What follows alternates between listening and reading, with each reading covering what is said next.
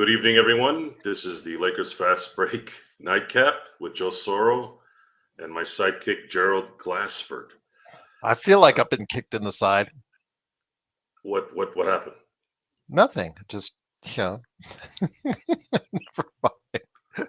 Go ahead. Kicked in the side? That sounds like something tragic. Side kick, kicked in the. Never mind. I don't get it. I'm still somewhat in a daze since Saturday. Yes. So I could tell. And there's been some interesting news that's come out since, and I'm going to go over a few things in terms of comparisons in the trades, as well as trades that are going to be coming up here likely soon. What is the likelihood of the NBA being much different on 12:01 Pacific Standard Time?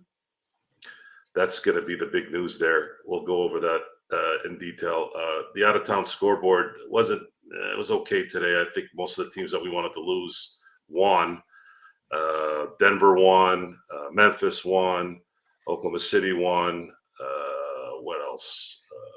Where are we here? I thought Washington beat Charlotte. Atlanta beat Detroit. New York beat Houston. Portland Sacramento keeps winning. By the way, Portland keeps winning. I don't know what they're doing. Sacramento. Yeah. Somebody forgot to tell them they need to tank, Joe, and they keep doing it. Now they're in the 20s. Their wins are in the 20s now, and this is the art of how not to tank. Well, you can't really tank in the NBA anymore. Your chances. Okay, let's say you tank, you're guaranteed only a top 4 pick. You're guaranteed a 4 pick. That's it. So at that point, I don't know necessarily if tanking is ever really going to matter anymore at this point. There's been so many teams that are getting lucky in the lottery and getting a top pick when they're supposed to be scheduled to get like 8 or 9. So I don't know necessarily if that's the way to go anymore. I think you play to win the game. And well, DeAndre Ayton's going to get you 25 and 20. What are you going to do? He decided to wake up today. So DeAndre Ayton has been a small discussion in our show. Not too much. There's really no. It's very polarizing though. It's either yes or no. There's nothing kind of in the middle. For me, I keep looking at the center position, and now it's obviously much different with AD gone. Getting a center that's better than what we have is really the goal, because the Lakers technically don't really have a center right now at all. They can't put anybody there other than Jackson Hayes and Koloko, and that's really it. There's really no one else on the team. I mean, there is another player on the team, but I wouldn't say that's necessarily the guy that you want to depend on. He's only been on the team a month. Yeah. In Jameson. So the Lakers, I think there's a couple things that can happen here. The Lakers, which I'm having a hard time thinking this is how they're going to do this. Are they really going to not do anything? They have to get a big. There's no other way. If there's one position they have to get, it has to be a big. You can't start Jackson Hayes the rest of the year. Otherwise, you're just not going to make it, because you don't even have a backup for him, really. So if the Lakers want to somehow give it a shot this year, which I doubt they're not going to go that route, you're going to have to get a big here in the next couple days.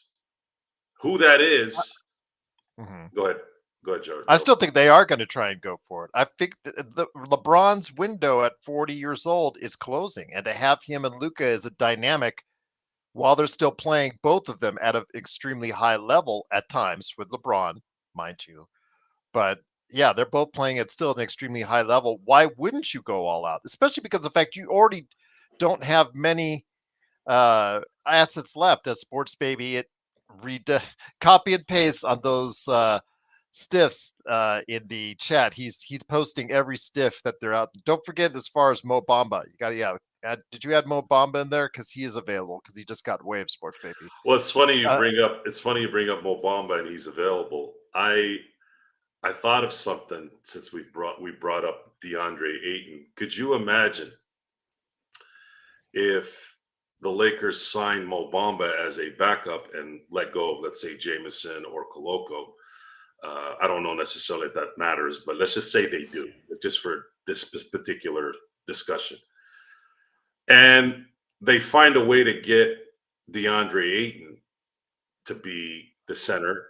And then, of course, we have Luka. So the Lakers would have three of the top six picks from the 2018 draft. That's crazy. Probably no on the team. So that would be kind of poetic, wouldn't it? uh, Man, how different would Portland be right now if they had gotten Doncic?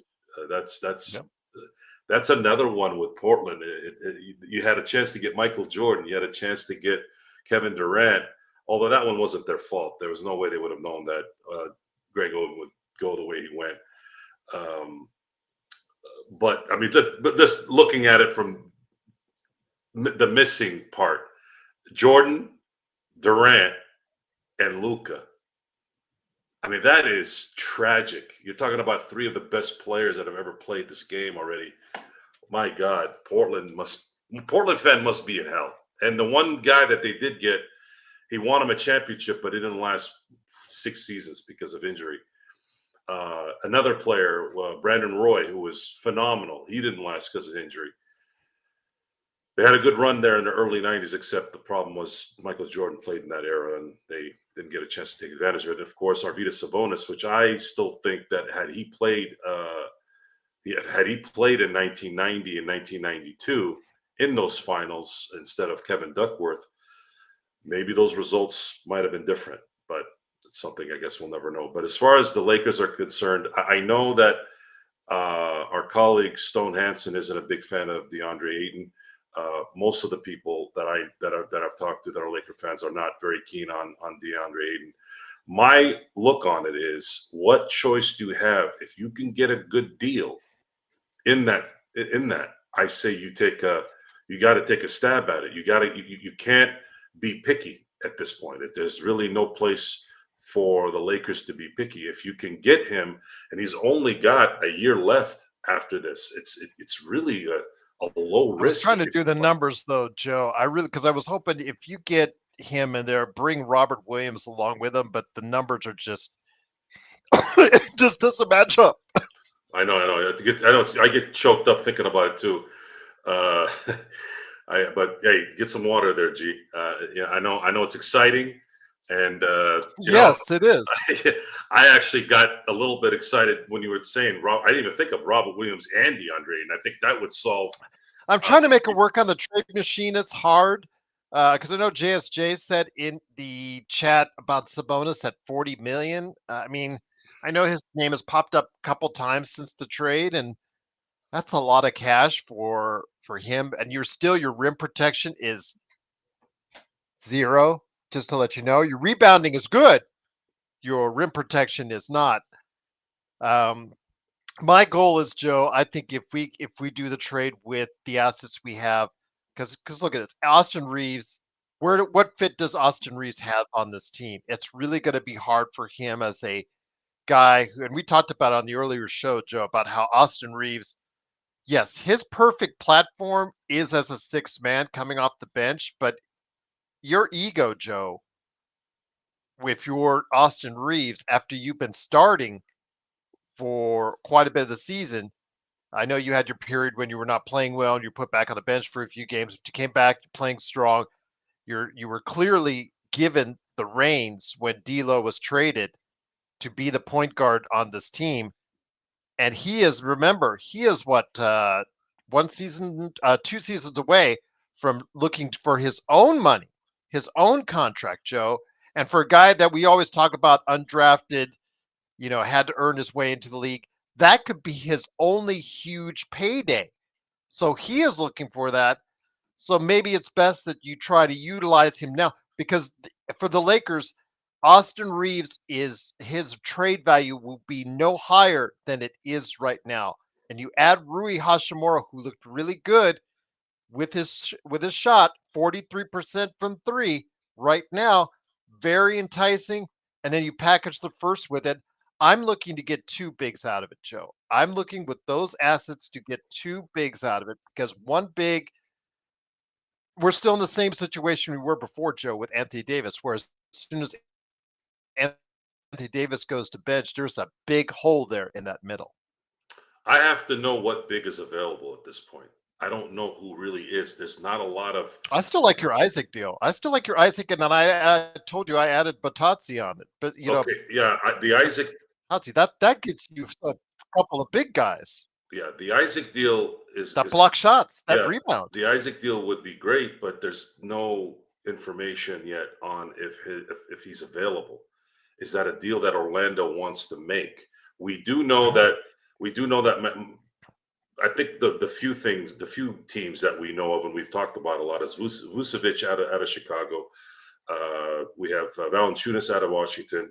We know DeAndre Ayton would be someone that they would send out to get some draft capital. We know that. But see how divisive he is in our chat right now? I understand, yes, and no. It's warranted, believe me. But I want y'all to look at this from a business standpoint and also leverage standpoint. Think about it for a second. DeAndre Ayton is 26. I think who was it that posted that, right? I want to give him credit. Yeah, Sports Baby, what's up, Juan? Remember, he came out Arizona. Yeah, he said, look, he's 26. This guy's not going anywhere, guys. I know his attitude is not good. I know he kind of doesn't do things that you wish he would do, especially for a first overall pick in a draft where Trae Young and Luka Doncic was in. But you all have to understand something here, guys. We have Luka Doncic now, and we have LeBron James, and we need this spot filled. And DeAndre Ayton is not a bad basketball player. And his attitude is going to be tied to the fact that does he want to be paid on his second contract here? And he will, and someone is going to pay him. And why wouldn't he give it his all in the next year and a half to make sure he gets that kind of money? Imagine if he's a staple. Imagine if he's a guy that can actually produce because he's got all these assets around him and Luka and LeBron, making sure they're getting them the ball in positions that matter. Now, guys, you have to be like, you have to remember Gerald, DeAndre Ayton in 2021, he was a force. He wasn't missing against the Lakers.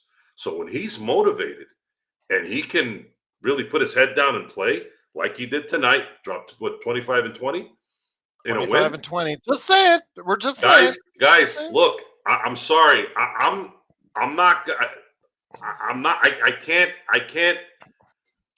wait. We can't wait for the perfect deal. The Lakers. I don't even know if it's the perfect deal. The Luka deal. There wasn't is no perfect deal. Well, what I'm saying is that this was bigger than a perfect deal. The Luka deal was the more than a perfect deal. Well, that was, yes. Yeah. I thought you meant right now. No, right now, yes. But and I have full confidence in that. If let's just say I'm just using this because it can happen. This can happen based off of the assets that the Lakers have right now. If you had come to me and said, "Hey, Joe, if you were going to have a chance at getting Luka, but you have to give up AD," the first answer I would have said, I know it's easy to say now because it's happened, but no, I'm being 100% honest here. If you had come to me Friday and said, "Joe, what if I told you can trade AD," and it doesn't matter the fillers and all that, I'm just focused on the two guys. If you could trade AD and Luka for each other, would you do it? Number one, I would have said yes. Number two, that's a realistic trade. That wouldn't have been a discussion where I'm like, "Oh no, the Mavs would never do that," right? Yeah. Because I'm looking at it from a business standpoint, and I'm looking at it from an actual asset standpoint. Believe me or not, again, I'm just using that, not getting emotional about it. So with guys like DeAndre Ayton, I was talking a lot about Vucevic. Not Vucevic, Valanciunas.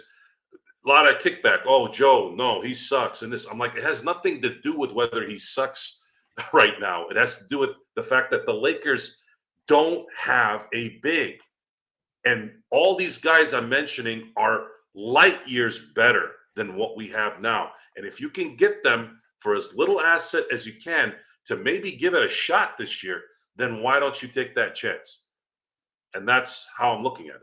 I say that the deal that would likely have to happen here, G, is it's going to have to be probably a combination of Austin Reeves, Rui, and the first pick. Yeah, well, And that's that what would I'm get you saying, though. DeAndre.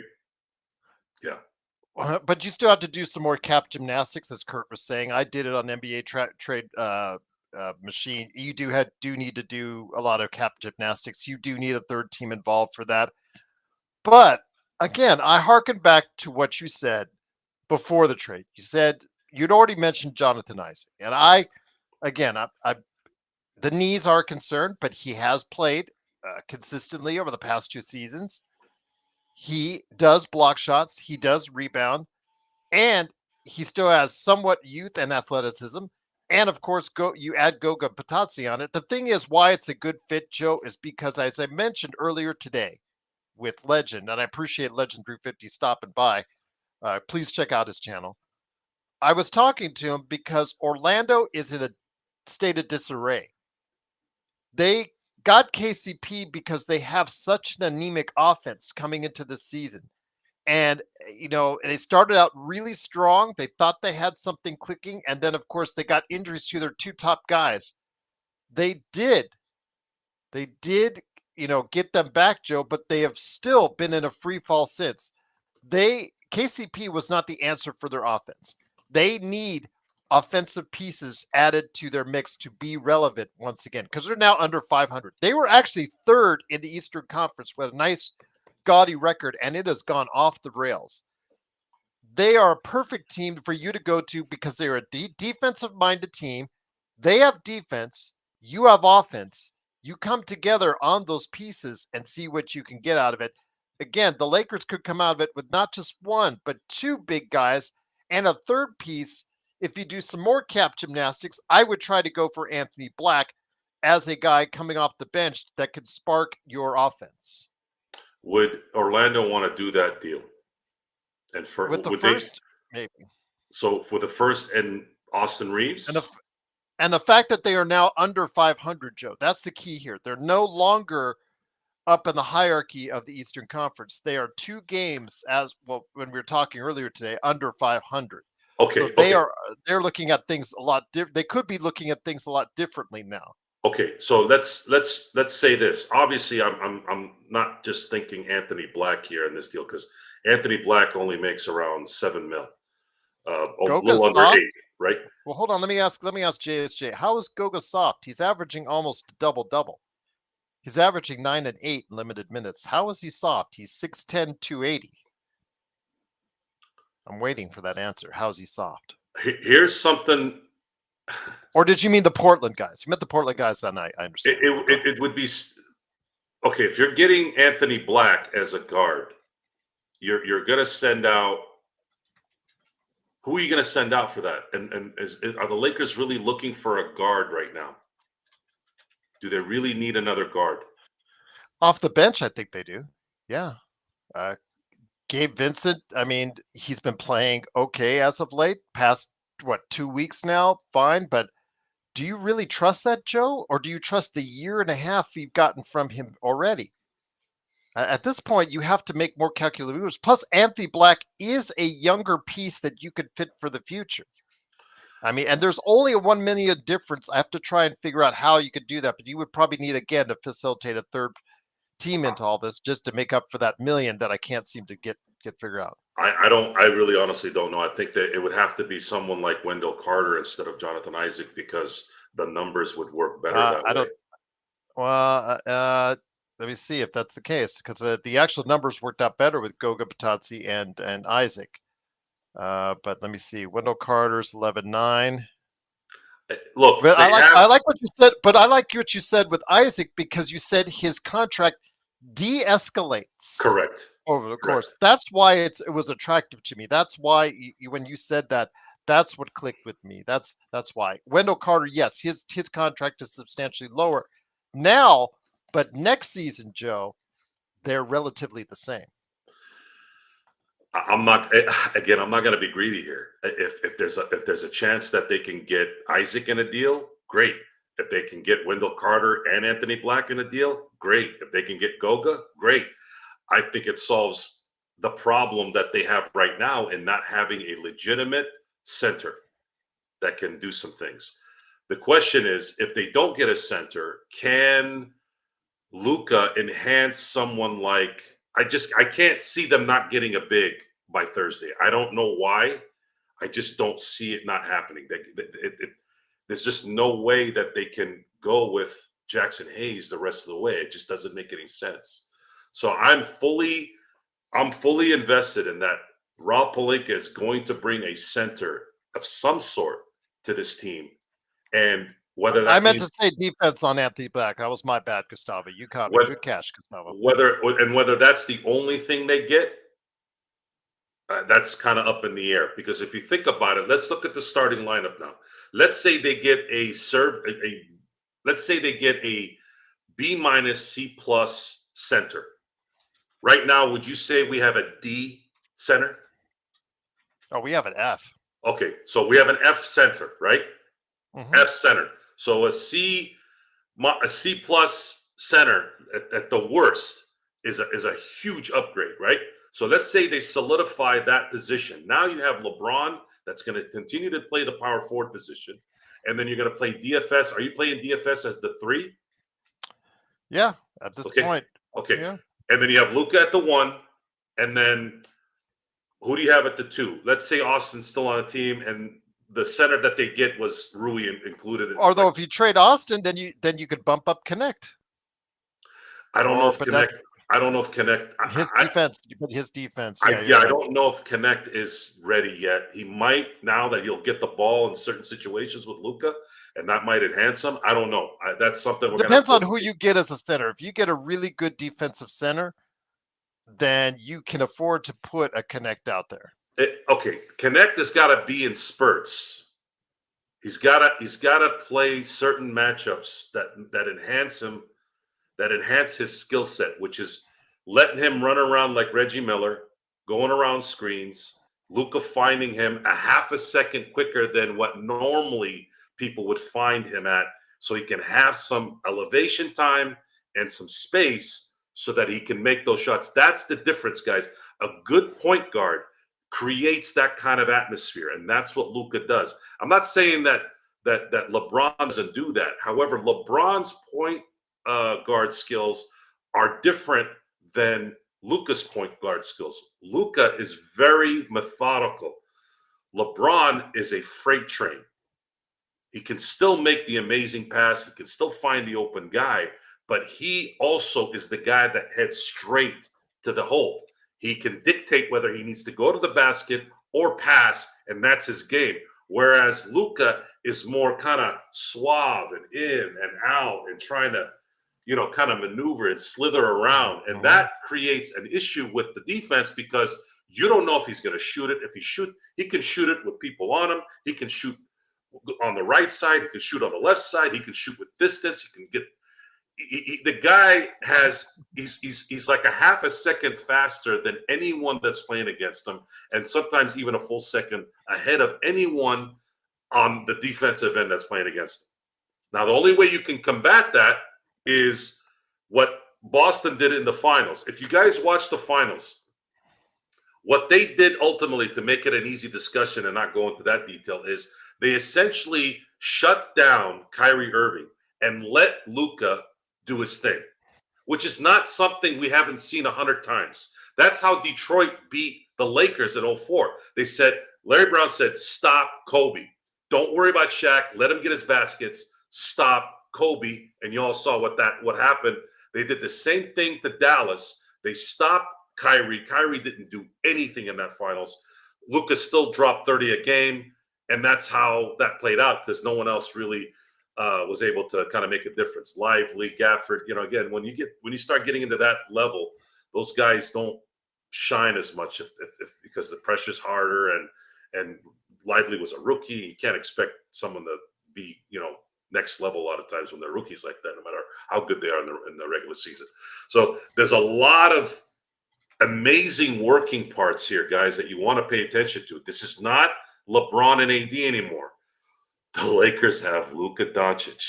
Luka is going to enhance a lot of people on this team. He's going to enhance Rui if they keep him. He's going to enhance Austin Reeves. He's going to enhance LeBron James. This is Connect. Dalton Connect, guys that can shoot. They are going to benefit from Luka immensely, and I'm excited to see really what this team is going to be after Thursday. When if the Lakers can get a C+ center, whoever that is, they are going to be competitive. And that's where I stand on it. I don't know. And that's why I think, again, with the limited resources they have, and JY asked me, could you rather just, wouldn't it be better to just save and accumulate assets for next season? And I'm thinking to myself, off season, okay, unless something happens as far as big trade or you trade LeBron, Joe, the amount of assets that you'll get is you'll pick up a first and you pick up a second. That's what you get from a year-by-year basis, correct? And let's say nothing happens, you do nothing. Just by the accumulation of another year, you only pick up 1 and 1. So with that said, that's not a whole lot more assets than the Lakers have. I'm saying right now, again, with the limited window that you have with LeBron James, who will probably try to make this thing work, at least in the short term, I think it is best to go ahead and try to get something right away that can make a difference down low, or at least hold off a big body down low, or 2 big bodies down low. Because again, in a playoff situation scenario, we always talk about not during the regular season. We talk in playoff scenarios. If we can get a matchup right now in a playoff scenario, to me, Luka and LeBron in a playoff matchup is scarier to me than AD and LeBron in a matchup, just because those 2 are alphas. Those 2 can go off. Those 2 can take control or command of a series of possessions, or even a full quarter at times, a full half, sometimes a game, where they can absolutely just take over by themselves. AD is reliant on others to get him the ball, and thus it's just really hard for him always to go ahead and dominate when you want him to dominate. Right now, I think you need to capitalize on LeBron's shrinking window. And if LeBron wants to play ball with Luka, I'd say give it a shot and see what you could do to go ahead and maximize it right now. By the way, Thameless wants to join the show. Do you want me to send him a link? Sure. All right, we'll go ahead and I'll do that for you. I'll send that out there. But yeah, that's just my thoughts, Joe. I just think, I know you said you were kind of like, well, we'll see how it plays out. I think, again, LeBron's age, and I just don't know how much you're going to get out of him going forward. He may not like this and want to leave in the summer, whatever. I just think in a playoff series, LeBron and Luka are really frightening to all the other teams. Especially if you can get a decent big that can at least hold his own on the defensive end. That's going to be the main issue with not having a big that can play defense, is at least creating some kind of diversion. Even if they're not an all-world defender, the Lakers with LeBron and Luka are. I mean, people just are shouting out names at all. Like Enrique says, Donovan Clingan is young and cheap, but he's also their top draft pick that they want to be able to grow at least. Him and Scoot Henderson. Scoot Henderson's finally starting to put some games together. They just have to find a way to move Anthony Simons, Enrique, and DeAndre Ayton. That's their future. Their future is Donovan Clingan and Scoot Henderson. They're not giving Clingan up. Scoot, that you could probably talk to them about, but yeah, Clingan, he's just a brand new rookie as far as him. They need to go ahead and see how he is, Joe. So yeah, I would be curious. There's a lot of talk about Claxton out of Brooklyn, and of course, people keep mentioning Day'Ron Sharp. I would he's too say small, 6'9", dude. He's like a power forward. Yeah, but it would, if you want to get Sharp, you're gonna have to get Sexton too. I think getting those 2 would make more sense. But do you want to throw your depth and a first-round pick for those guys? I wouldn't, because Sexton, again, I know Stone loves them, but Sexton is okay. how many times Joe will get pissed when he bricks free throws because Sexton is a 50% You're talking free about throw shooter. Claxton, yeah. Claxton. Yeah. Sexton. Yeah, Sexton hurt his ankle today. That's why I was thinking of Yeah. Claxton, which hurts that Utah trade, by the way. Claxton and Kessler. Yeah, that hurts that trade. Claxton is a 50% free throw shooter, Joe, and that's going to piss a lot of people off. Remember, he has the distinction of being one of the few players to go 0 for 10 at the free throw line in a playoff game. I just want people to put that in perspective there. 0 for 10 in a playoff game from the free throw line. I have the same feeling right now that I had after the World Series, and it wasn't, Andrew Friedman, the player personnel GM, player personnel man, with the Dodgers. I feel so comfortable right now. I felt so comfortable after the World Series. I'm like, look, I trust Andrew Friedman. I'm just going to kick back and just let him do his thing. I'm not even going to think about anything. And of course, he not only came through, he went above and beyond. What Rob Pelinka just did, has got me in that same mode. Hey, Famous, how you doing, bud?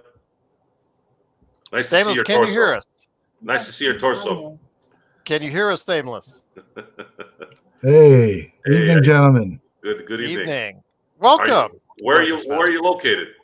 Well, I grew up in Vancouver, but I'm currently living in northern Alberta. We have another Canadian. Vancouver's beautiful. I love Vancouver. Okay. Great, absolutely. Thanks. Absolutely. I flew into Vancouver in my little Canada trip that we've talked about on the show a few times, where I was driving in a snowstorm for like 6 hours. I landed in Vancouver and then drove. I can't even remember the town I was in. It's been so long. But Vancouver is definitely a place. It's very expensive to live there, by the way. And I would, if I had to live somewhere in Canada, it would be Vancouver. That is for sure. Yes, I remember that you had a show a couple of weeks back. You went up to Cache Creek. That's it. That's what it was. See, you remembered. I'll tell you a funny thing. I think that's where the garbage trucks in the Vancouver area go up to dump the garbage. Yeah, and you know what? You would never know. Look, if you had knocked me out and dropped me there, I would have thought I was in America. Canada is not that much different, man. I don't see any difference. You know what? I might make a lot of Canadians angry today, but I wouldn't mind being the 51st, if you know what I mean. that's the discussion here and there. I know it's nice to have something. I always say, look, Canada's Canada. They have their own culture. America has their culture. Mexico has their culture. All three are good things. I love Canadians here in America because almost everybody that I love is Canadian in the entertainment world. John Candy and Martin Short. And, Canadians have Rick Moranis. Canadians have a huge culture here in America. They've built some of the best art that I think I've ever seen in my life. And again, go Canada. I've never been against Canada for anything, except maybe your healthcare. I think your healthcare is kind of whack, but that's another discussion. So your name is Joe. It is. That's why I've always referred to you as Soro, because I'm used to calling myself Joe, right? Well, that's good, Joe. Welcome again on the show. We were happy to have you here. So we were discussing this center void right now, and I'll ask you a question here to see what you think. The Lakers, according to Gerald's grading, right now we have Fs at the center position, which I'm not gonna disagree with. I think that's probably accurate. At what point does it matter who they get, as long as it's better than what we have? If you're going to make a run here, you have LeBron. I think LeBron is excited. I think he's not excited publicly because he doesn't want to make AD feel bad, which is understandable. But I really believe if you're sitting with LeBron, drinking wine with him right now and saying, "What's up?" I think he is really excited. And this team just needs a little bit of backup on defense at that front line, and I think there's some things that can happen here to finish the season. Absolutely. I think I think what we're facing right now, although we were having that little back and forth, you're pro Aiton. I loved Aiton when he was drafted first overall, but there's something that just doesn't feel right about committing to him. My position would be, I agree that we definitely have to fill that void, but I'm more of the school that maybe this year we should go for a little bit of a B C plus just to fill the gap. Although again, what happened with Luka, all bets are off. It's like, man, maybe Rob can pull something off in the next couple of days. I mean, like I'm also a Dodgers fan. I like your Freeman Statue of Liberty, and well, go big or go home. I'd like to see something big, but being realistic, maybe the sharp guy from Brooklyn. He's just too small, 6'9". That just he's a power forward No, in playing the five. That's the problem, Joe. um, Let me just I say this: think there is if no they got him, perfect answer. Gerald. I think if they were gonna get him, I think it would be a deal with Claxton too. okay, That's my everyone's That's everyone's that's kind just of like intellectual one too is like Kessler Turner, but I think Ainge feels like we took him from behind. no Ainge. Yeah, that deal with Kessler and Sexton is over, dude. Yes, Ainge because didn't know. He didn't know about what happened. exactly. Reportedly, I don't know for sure, but he didn't know until 30 minutes before the deal was done. Yeah, Like they exactly. pulled a fast one on Danny Ainge. His I ego right now is and hurt. and But the he's thing in is, it. guys, well, let me say this. Let me just say this. There is no perfect center that you're going to get here. Every one of them has baggage. Sharp is too small. Claxton has skinny legs and can't shoot free throws. Aiton is Aiton. Robert Williams has, I have better knees than Robert Williams. Uh, Jonathan Isaac also doesn't have the greatest and strongest of knees because he's gone through 2 ACLs. Batazzi, he was waived by Indiana, has resurrected his career in Orlando. So, that's something that you want to go ahead and put in there. Wendell Carter, he has been a guy that people put faith in before in both Chicago and Orlando and hasn't always materialized out there. There is not going to be one center that's going to come that we're going to get or that's available to us, guys. That is that perfect answer. Clint Capella is no longer the starting center on the Atlanta Hawks. He is For now a sure. backup on the last year of his contract, and he's just biding his time until he hits free agency. There is no one perfect answer. I'm just saying you need two big bodies in there that are at 6'10", 6'11", 7 feet. Those guys are going to be able to have to box around because I'm talking about a matchup against Jokic. I'm talking about a matchup against the OKC duet when both their big guys are back in the lineup in OKC. I'm talking about bruising against those guys in the Western Conference. That's why we need more than just one iffy guy in there. But there is no perfect answer because all these guys have baggage that we're going to be getting. That's why they're in the salary structure or salary position that each one is in. If it wasn't for that bastard Jokic standing in our way, I would have gone with like I said, center by committee and maybe committing to a B rate just to fill the void. But yeah, Jokic is, that phobia we have with getting swept and then 4-1 by them.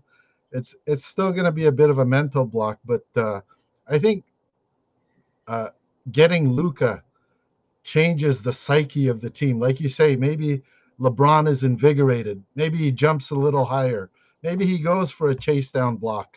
Maybe he shows Aaron Gordon who's who, and maybe MPJ doesn't hit 4 threes in a row this time.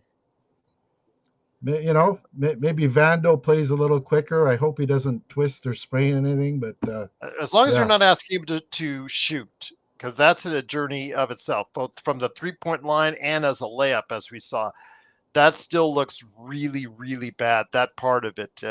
But he is defending. He is hustling out there. Him and DFS maybe out on the perimeter if you have another shooter with them or offensively, if you have enough offense to offset that, that could be very helpful to the Lakers. And that will at least give us some size on the perimeter. But yeah, that's again, we have to figure all the stuff out, guys. But again, if you're going to bring in body, I think with the what assets we have left, which are few, you're not going to gain that many more in the off season. I think you just got to go in all in on now, but you have to bring back multiple bigs. I think multiple bigs is the answer because right now what you have is not anywhere near enough. This is a guy that Joe Soro wasn't really into, but I kind of remember in his draft year, Magic had already had his locker space set up. You know who I'm talking about? I think they had promised to take him, but they didn't. We took Mo Wagner instead. I'd be open to going after Mitchell Robinson, even though he's injury Oh yes, prone. yes, because I wanted him in that draft. Yeah, Okay. I know he's often hurt, but he is one of the best offensive rebounders in the NBA. Let me make a case. We need rebounding. He's pretty good at it. Blocks. He's pretty good at it. Well, actually, he was one of the best blockers when he was younger and healthier. But the key here is he's not a guy that's gonna whine about not getting touches. But he's also he can't stay healthy. Can he stay healthy for us? He's got a very defined role in basketball, and it's exactly what we need if he's healthy. See, we can't risk health players that are not likely to be healthy. It's not going to work. They can't miss on the center. If the center gets hurt, let's say for the year, then they're toast, and then they just lost their resources, and there's always a risk, but you can't risk on players that already have a history of injuries. If there's a player that has a head case a little bit, I'm willing to take a chance, especially for someone like, let's say, Ayton. He's not going to be I have full confidence that if he comes to LA, he is going to play his rear end off and be a good boy because he knows that his next contract is going to be, hey, do you want to get paid and you want to play with Luka and LeBron? Like, that's a lot of reason to be normal instead of someone who's kind of back and forth. And really, Ayton didn't become a problem until Phoenix basically played around with him and given him a contract. Since then, he's been a problem. He's had that kind of moniker of being a problem. I'd support going for DeAndre Ayton, but can we make the money work? And would we lose too many of our other important players? Gerald? Right now, let me go ahead and bring up what he makes. He makes 35. Yeah, he makes 35. So that's like 2 years left. Rui and Reeves? That is actually a little more than Rui and Reeves. That's scary. That's 31. It's for 29 is Rui and Reeves, and I know Reeves has become a little bit redundant, but it's likely a third team would be involved. It's likely a third team would be involved. Yeah, okay. Make that trade because you have to make up for that $5 million that's left outstanding for DeAndre Ayton, and again, that's only one big guy. You're still pretty thin at that front line. That's what concerns me. You're spending a lot of money. Too bad, because then you'd have Hayes behind him, and then you pick between Jemison or Koloko. Do I have to? I'm just. They've both been absolutely terrible this season. So, and they have shown me absolutely nothing. So, you'll forgive me as far as that. Koloko is just. Yeah, they just doesn't work. Koloko is not the guy that Toronto drafted high in the second round that actually started for them. It never panned out for him. And Jameson, he was a back of the bench guy in New Orleans, and now we see why, because he just does not look. These guys just do not look like they're guys who are going to give you quality minutes, even if it's 5 to 10 minutes. They don't look like they can give you quality minutes when you need it the most. That's what the issue I have. That's the concern I have. I don't even know Hayes in a playoff series can give you 5 to 10 minutes. We talked about, remember we were talking about before the trade. So what could Hayes give us? Why does, I said we just have to figure out Anthony Davis playing 40 minutes in the playoffs each and every game, because Jackson Hayes, we just don't trust to give us more than 5 to 8 minutes a game. And that's bad. If he was healthy, would you prefer Christian Wood over Jackson Hayes because he's got that 3? Christian Woods from 3 seasons ago when he earned that contract, Joe. Yeah, but that guy has never shown up. He got paid, and that guy has not shown up to a basketball court since. Just Oh one or man, two flashes as a Laker, and that's it. no, Yeah, no, he please. signed that contract. He signed that fat contract to go to Houston from Detroit. Got paid, and nothing ever since. Absolutely I nothing. remember in the off season when we signed both Hayes and Wood, they were kind of like the most sought after minimum bigs. And I remember I was watching the other channel, Trev, and he was so happy to sign him, and I was too. I was excited. I thought, geez, an exciting, springy young big, and then having a guy like LeBron throwing up alley oops, and then Christian Wood's ability to fire off the three, and I thought, geez, we got a bit of a future with these guys, and it hasn't worked. I saw him since UNLV, so I knew what he was like. He underachieved his way into the league. He barely made a roster in Detroit. First off, a long time ago, just when he started in the league, when he was actually a highly touted individual at UNLV, and he just seemed to be underperforming and underachieving for most of his basketball career. You thought you could see more. When you see those glimpses, you thought he could be more, and it just never materialized except for that one season where he put it all together, where he averaged a double-double, and you thought, oh, this is going to be the start of something special. Dallas fell for it. Right. Detroit fell for it. Houston fell for it, and it just never materialized. Now, the Lakers, they fell for it and adding another year as far as for him on a minimum contract, but I just don't see him coming back after, like with Vando, being gone for how many months has he been gone? I just Almost don't a year. see him. Yeah, almost a year, and you're asking him to make a contribution to this team that this sorely needs. I'm just not. I can't. You can't count on that. Just like Robinson, I'm scared about what Robinson. But Robinson, like you said, is not an offensive player. You don't have to worry about getting him past his feet. You just throw him some lobs. Make sure he's under there fighting for the offensive rebounds because he's one of the best in the league in doing that. I don't mind that as much because he is big enough to play off against Jokic. He's got the size to battle in there. Again, I'm just worried about what comes after. Hayes is just makes you nervous if you really go all out and the Lakers go all in on they trade all their assets to try and build that, and you still have Hayes as your predominant backup center. That's still very concerning in a playoff mix. The other worrisome thing with Hayes is like he can have like one or two beautiful possessions, then followed up with three fouls in a row within a minute. it's, Yep. it's ridiculous, the decision making. It looked like he had kind of matured a bit last season, but this year, oh geez. Yeah, he regressed Yeah, bad. absolutely.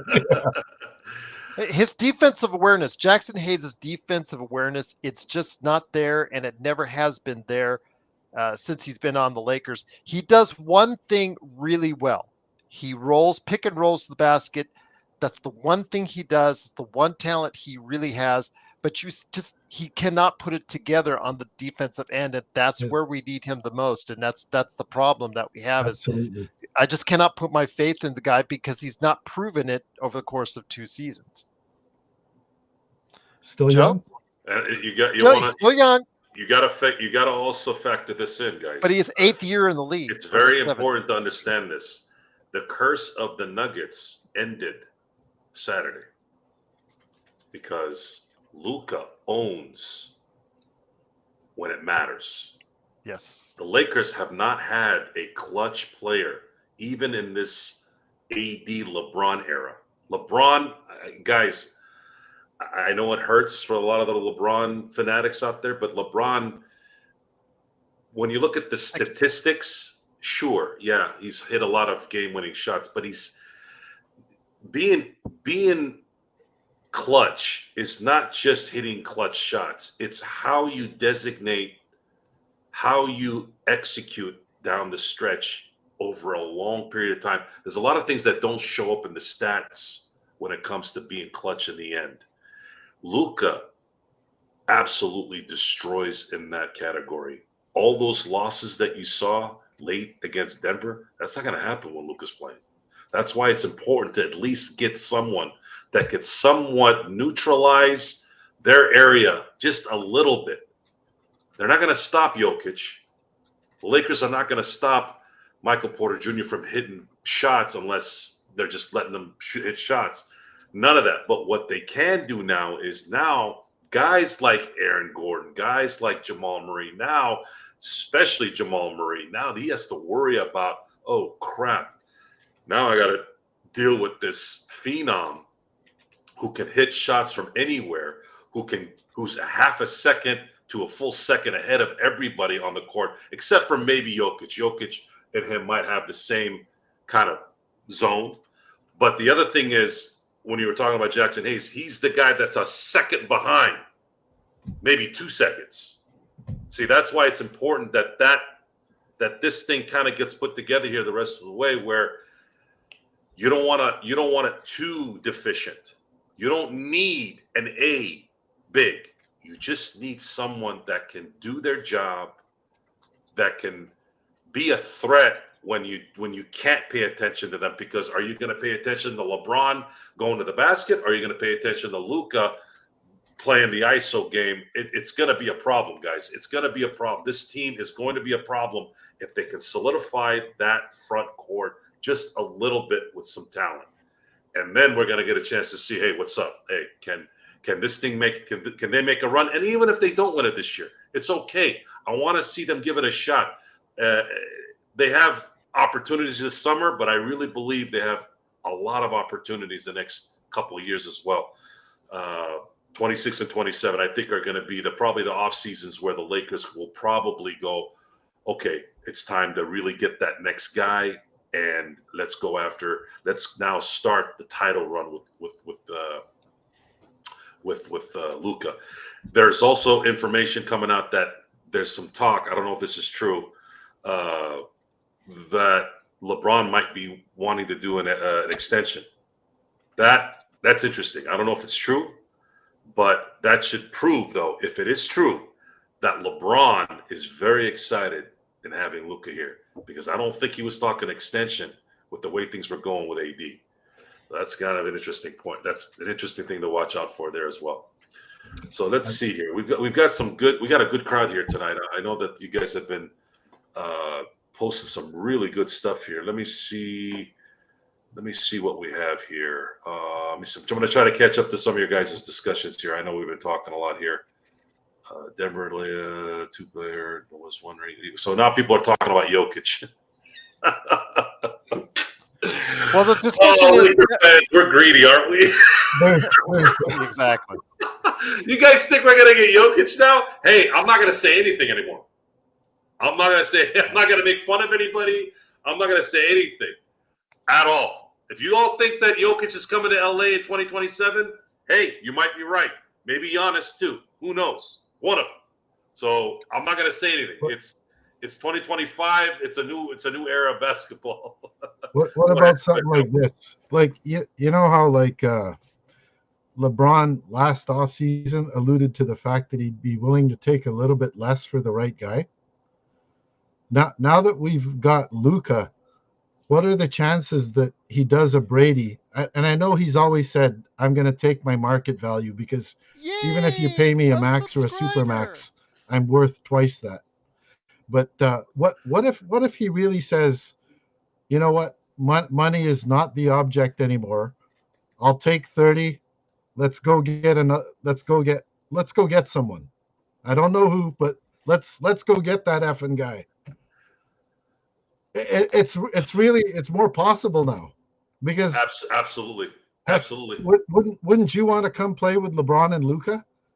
Apart from their scoring talent, these guys are distributors, all-time supreme distributors. And I know LeBron they have their gets issues, Joe, but still, they are two of the best players on the planet, and that is just too hard to pass up right now. Absolutely. I'm curious to see what teams are going to do when LeBron wants the freight train, and what are you going to do? You're going to drop two guys to shade Luka. Now what? Now you have LeBron going, oh, to the guy that's diving to the basket? How are you going to stop that? Well, it's okay, Joe, and don't get mad at me when I say this, guys. And I said this before. Joe got mad at me, but okay, yes, there are going to be times where they don't play defense. There are going to be times where they argue with the refs, but there are going to be times where they're probably joking with each other on the court, and they're both trying to hit logo threes, or who could do the better step back three. And Joe's going to go wild because they're going to try and, it's an in joke from them probably or something like And then that. they're going to go And 0 for 6 for 2 minutes. yeah, or they could go get real hot from behind them because both have a really good step back threes, but they fall in love with it. You're right, they do fall in love with it. Hold on a second. There's going to be a little bit of back and forth, like machismo stuff. There's a big difference between LeBron shooting like that and Luka. Luka, that's his game. That's what he does. The step back three with anybody and everyone in front of him, it doesn't matter. You saw LeBron with his one-legged threes in MSG. He was hitting those. That happens sometimes, but the thing is with Luka is he does it every game. He's like that. He's a threat every game. LeBron isn't a shooter. He shoots he shoots way better than he gets credit for, without a doubt. But this is Luka's game. Yeah. And it's going to be scary, guys. It's going to be scary if they can send some decent reinforcement at that in the post, in the paint, because teams are not going to know what to do. And then you have a clutch gene now. Luka is a clutch player. The Lakers haven't had a clutch player. Gobert, man. Do you remember they haven't that had a clutch player since Kobe. Just switching gears a bit, I've got a question for both of you.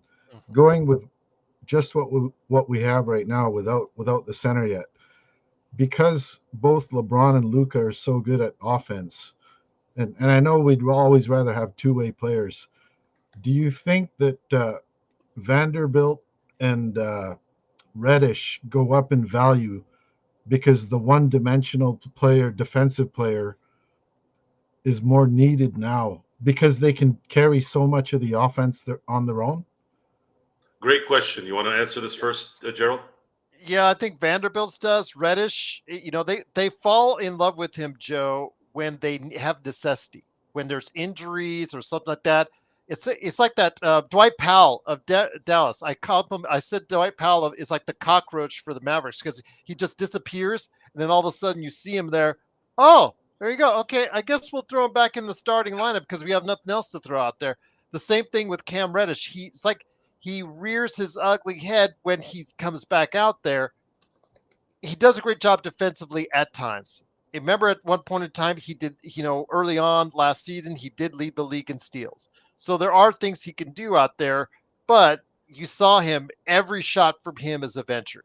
Going inside, his drive, I don't know what happened. He must have forgotten how when he graduated from Duke or something, but he forgot how to drive into the lane to score a layup at this point. It's absolutely scary.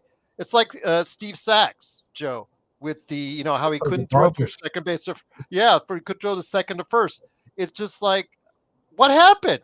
This guy used to soar, and people were comparing him to some of the high risers, and then all of a sudden he just became this. But yeah, he could come back as far as a specific defender.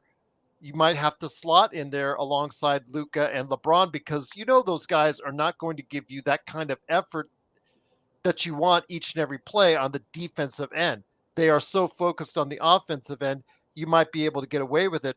But remember, it all starts off with a center. If they could find a 4 or a 5, preferably 2 5s, that could really help you out there with the rebounding and the defense, to really anchor that defense. DFS can give you just enough shooting, as we've seen. Doesn't really like to score a whole lot, but he does give you enough shooting. He's a threat. And then which is what you do. I said he was a 10-point scorer in the league, and that's what he has been with the Lakers. I'm hoping he can step up a little bit more, maybe with Luka passing to him. Maybe he will, because some of his best years, his best seasons were with Luka. So I'm hoping that will be the case. But it all starts, I think, in the next couple of days on what we get as a 5, because it just everything looks like it's workable until you get to that 5 spot. And that's something right now, currently on this roster, we cannot figure out. No doubt, I believe another player on the team that will benefit with Luka is going to be Vanderbilt. Vanderbilt will be told, listen, we can't, Luka will find you, get to the basket, right? So that guy that I'm telling you that's going to dive because they don't know whether they're going to shade off of their guy to make sure Luka doesn't get the ball when LeBron is going to the basket. Well, if you want to shade the second guy a little bit to Luka, now it's going to open up things for somebody like Vanderbilt, and he's going to feel comfortable making baskets when he's a half a foot away. So that, if you had that maybe a few times during the game, it's enough of a threat where now the defense is going to be kind of on their heels. As far as his defense, look, I'm not. You guys know I'm not a big Vanderbilt fan because he's never available. To me, there's nothing worse than someone not being available. That bothers me more than even a lot of times if you stink. And if you don't believe me, you can look at how I thought of Derek Fisher back in the day. People wanted to throw Derek Fisher outside Staples for years because he could not play defense. The thing with Derek, though, was he was clutch. Kobe trusted him. Phil trusted him. And he was always available. So I kind of just dealt with it because he did those other intangibles so well. In this case, because, again, Luka changed everything. Luka changes everything because of the way he plays. He's going to benefit. Vanderbilt will benefit on the offensive end, even a little bit there. And if he can stay healthy enough, and we all right? Yes. I don't know what happened. It's our show, our hourly show switch, I guess. Yes, there you go. But but if he can stay in that why he's there, the Vandalorian, if he wants to earn the Vandalorian, then that will obviously benefit the team in terms of a team concept, obviously, in defense. DFS is a guy, before he sat down in LA on the trade, there was a discussion before that, like, hey, look, DFS is one of the few guys that has guarded 1 through 5. So that's a good thing. So we know he can play, and he's been hitting some shots, thank God, because that's going to mean a lot playing with Luka and LeBron. If the Lakers can somehow keep either Rui or Austin, not get both out, and they can get a center, now their depth and now their offense is going to operate a little bit better. I think it'll be light years better than it would be if they had to give up both, because now you're losing an integral part of another piece that would help you shoot threes, handle the ball. There's a lot of, you want as much talent on this team to go into the playoffs so that you can take advantage of certain matchups however they develop. And because of Luka, again, the Denver thing is gone. It's not the same team, and Denver has a lot more to worry about with the Lakers now versus what they had before, because they knew AD. He's not a minute by minute initiator of I'm gonna pound you. They know that. You know who does that? Luka Doncic. You have to worry about him every possession, nonstop, and he wants to kill you. He'll shoot from the logo. He'll shoot from 3. He'll shoot from mid-range. He'll get to the basket. He's not like Ja Morant athletic, but he slithers and gets to the basket. And of course, you want to double team him? Go ahead. He's going to find the open guy. It's light years different. Light years different. Stephanie's asking Joe Soro, would you be willing to give up LeBron for Giannis? Yeah. Giannis has talked about how much he wants. Yeah, of course. Yeah, I would. think there would be no doubt. But based on age. But Milwaukee would never do that, guys. This just no. Yeah, they would want a ton of draft picks still to go along with it. Yeah. How many years on Giannis's contract, Gerald? I think until 2027. Yeah. 2027. What are the chances he pulls a LeBron and walks in free agency? He has a player option, so he would have to say no to the remaining $66 million for 28, and know that he's going to get less money to play somewhere else because Milwaukee can offer him another extension for more money. Another and supermax. Another supermax. So he'd have to make that decision that, hey, look, I want to go play with Luka. I'm not going to pick up my option. I'm going to test the market in the summer of 2027. But we can put him into Space Jam 3. Space Jam 2 didn't do too well. The Hollywood advantage. Hey, I'm not saying anything anymore, guys. That those days are gone. The Luka trade this Saturday changed history for forever. There's never ever going to be a trade that isn't possible.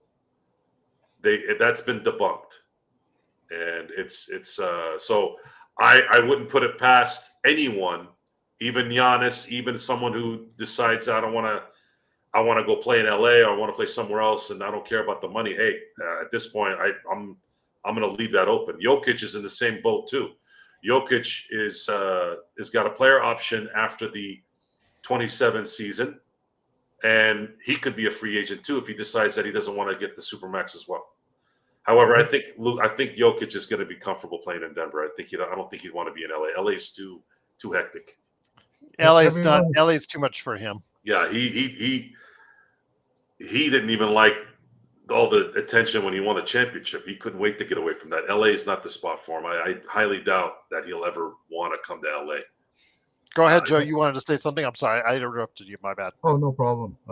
Everyone's noticed that sort of a Eastern European brotherhood chemistry between Luka and Jokic. Is there even a smidgen of concern that Luka ditches us and goes over to play with Jokic? Because they'd be unstoppable. No? He's not going to do that to us? The main thing, though, is remember the ownership involved. They probably would relent on this, but they are known for being cheap, and they're known for not. Yeah, Kroenke's not as far as going over that second tax apron is something very. They're cheap and we're poor. Yeah. So when are the Guggenheims going to take over? Well, Kroenke's spending now because they're at a high level, but in the past he's been very cheap about his organization. So we'll see. Again, if you're presented with that option, I'm sure he would take it. No sane person wouldn't pass that up. But I don't know. I would just find it hard for Luka to go chasing with Jokic. But as we saw on Saturday, anything is possible. JY says Reeves has done good for us. He developed and improved. Now let's see what he can get for an undrafted guy. It's about the name on the front and not the back, right, Lakers fans? Again, it's just, as you said, Joe, he was redundant. He is kind of redundant in the things that he does because you got yourself your new point guard, essentially, in Luka Doncic. So he's would have to eventually just come off the bench because the defensive mismatches that you would have. So I'm not sure he would be good with it, even though that is ultimately, I feel, his best position on a championship team as a sixth man. He right now is looking at his short-term future, his next contract, and being a sixth man off the bench does not pay you as well as being a starter getting 15 to 20 points a game in the league. What did we say for the last couple of years, G? What did we say? About what? If Reeves' best setup on a title contender is off the bench. Yes, that's and what right now, if the Lakers get a center, at least just one center, without having to give him up. Correct. This is the ideal setup for a title run, and him coming off the bench as a sixth man is perfect because now you can use him off the bench to preserve leads, and Austin's going to be a lot better than what other bench players are going to be in the second quarter and the fourth quarters. His skill set will be enhanced, and then if you need him in the starting lineup for certain matchups, you can create that too. But you really don't need it. You don't need Austin Reeves in the same lineup with LeBron and Luka. You don't need it. You don't need it at all. If he was a better three-point shooter, he could benefit there. But this is where I'm going to be very curious to see how JJ sets up the offense now with Connect. because Luka is going to find connect. Folks, understand this. It's going to happen. Connect. If anyone is excited besides LeBron, obviously, it's Connect. Because now Connect is going to get the ball from Luka in spots that are going to make him very comfortable. It's going to take a minute for everyone to get used to each other. But by the end of the year, look for this to be a thing. Because it's going to be. Luka is a lot better than I think a lot of Lakers fans really know. I don't think they really know. Someone had just mentioned on the chat that Dallas had the number one in attendance in the league. Number one. Luka is box office. Luka, you want to know what Luka did the last couple of days, guys? Luka trumped the Super Bowl. Yes. I got up this morning. Everything was about Luka. It wasn't about, and this is Super Bowl week. This is Super Bowl week.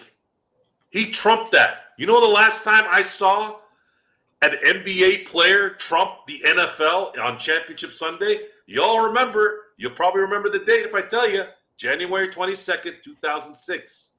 Yes, Kobe in a January game trumped Championship Sunday. That was the greatest sports day of my life. Greatest day. Jerome went to Detroit. Steelers went to the Super Bowl, beating Denver in the AFC Championship game. Kobe dropped 81 on Toronto. He led SportsCenter. Wanted to show you this, guys, because it's kind of funny. I haven't checked the sizes, what's available yet. I do know that we did get the message, and I'll check it in just a second, Joe. We did get the message in Word when I put that out there on the link for Stone and for you guys in the chat, in our inner chat earlier today. You guys mentioned the only thing that was available was small and medium. I'm going to see if they replenished it. But you notice to your right, guys, how much they've already reduced the Mavs jerseys for Luka. Those replicas, I'm not a big replica fan. I like. Those are replicas, Joe. Yeah. Down here is the replica. Yeah, if it's under $100, actually, I think they're $200 for the real ones. $150 for the ones that are closer to it, and then under $100. But yeah, just let's go see what right now. These are the ones that they can make out quickly, Joe. These are the ones. Yeah, small is the only thing that's left for the $79, and for the $59 one. In youth, that's youth sizes. So yeah, right now for an adult, if you want anything Luka right now, you better be small, and I'll just leave it at that. So. But those Mavs jerseys are on clearance, guys. Go get them now. Geez, man, you guys know my policy on wearing other dudes' jerseys, but I might have to. Oh yeah, I might have to bust that policy. I'm gonna get one. I was thinking about maybe just getting his jersey and just putting my name behind it. That would work. But it's a jersey. I haven't thought about buying a jersey in years. And the fact that this guy's making me think about buying it, that just tells you the power of what's coming here. And you guys, and Joe, you saying that, would he think about going to Denver? I don't. Luka's marketability is going to go into a whole different stratosphere. It's going to be huge in LA. I mean, it is. Luka was reportedly crying.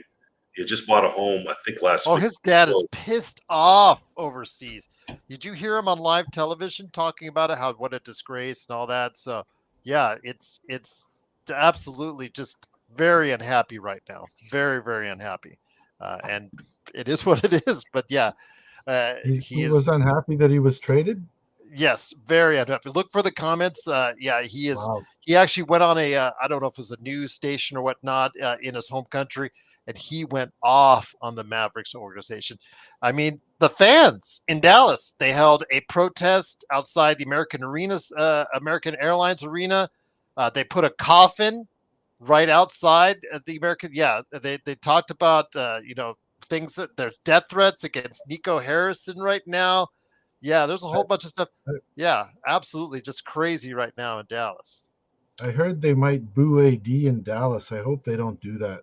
I hope they don't do that. No, that's classless. He's a good guy, man. And he didn't ask to be traded. It's not his fault. Yeah. And he gave up this trade kicker, Joe. He gave up his trade kicker, guys. He did the same thing for the Lakers too. Yeah. So He I did think the that's same class. AD is class. No matter what you say about him not being an alpha and all this stuff, he has been class. The only thing that he did, the sitting down with LeBron getting the record, I know that people that rankled a few feathers. That outside of that, he has been absolute class to the Lakers organization and to the Lakers fans. And for him, again, I say thank you for the title. Thank you for all that you did. You tried hard. You tried to stay up on the floor, upright and healthy for the past 2 seasons because you committed to it.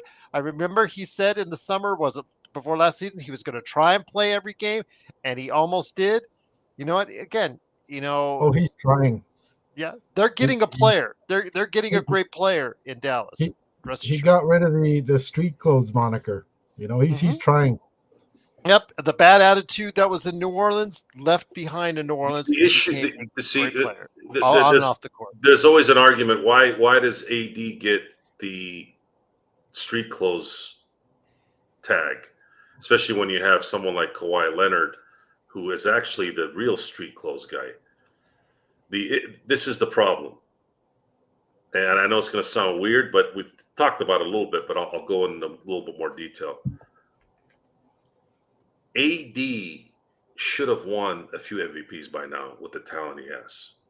And the reason why he hasn't is more about his mentality than anything else.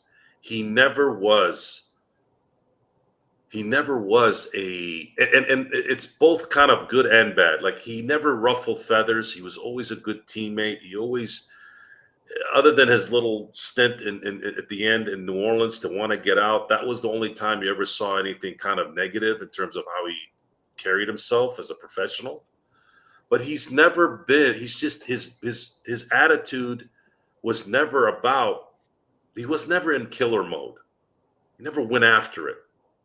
And you can look at guys like Duncan and Jokic, who also look like they're not real killers, but they're just more cerebral. They're more controlled. Whereas AD, I don't know if it was a loss of focus. I don't know if it was maybe just the inability to go to that next level. And that's why it's very important to understand, guys, that we use the terms great and icon and all these words. Sometimes you use it for players that are good for a few years. Sometimes you use it for players that are perennial all-stars, but it's a bad habit.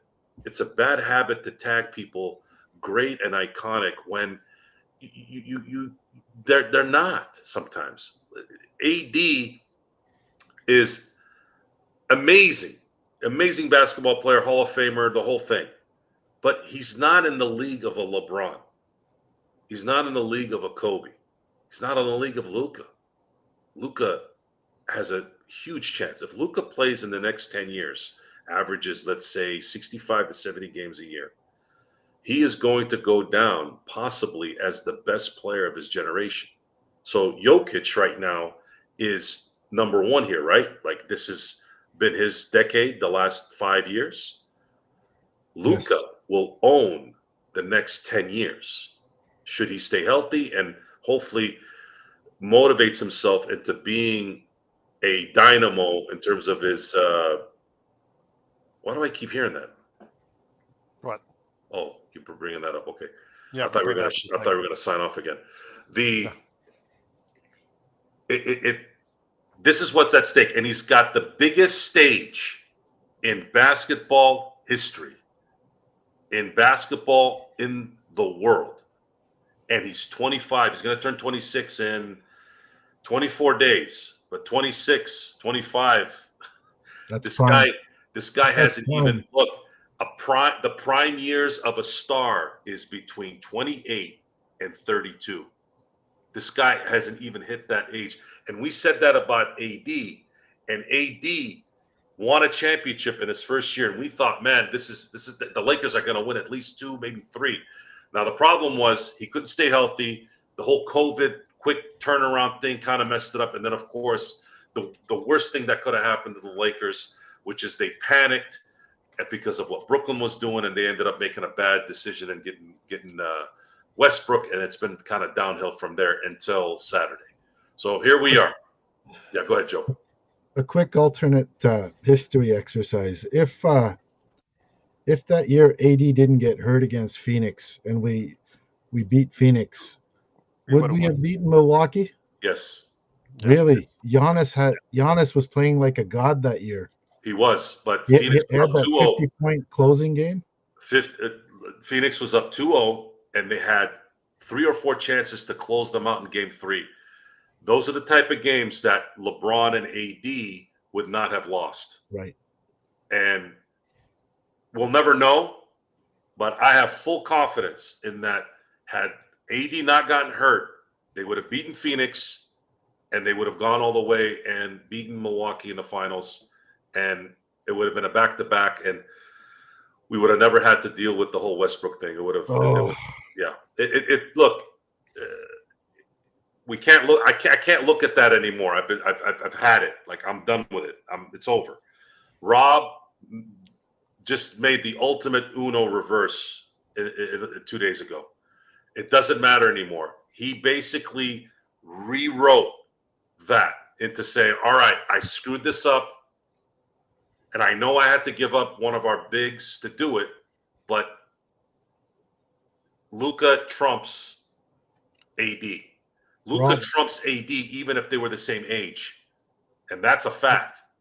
Rob has a get out of jail free card for the next 5 to 10 years. I don't think you're off base on that too. I think it's this. The Lakers, he guaranteed there is no rebuild for the next decade. That even if Luka only wins one championship in the next 10 years, the Lakers are going to compete. That is all we're asking for. Can they compete? And again, I say that, yeah, Luka did fall into his lap at a lunch dinner at LA Live across the street. That's where it started, according to the reporting from ESPN. But still, he had to get the deal done, so I'm going to give him credit for that. But his career is going to be defined on what he does from here, what Rob Pelinka does from here. Yes. Steph, listen, Steph, look, you can, because In-N-Out is a very fresh restaurant. Everything is fresh. So a little tidbit on In-N-Out so people know all around the country and in Canada, of course, too. You know why In-N-Out doesn't have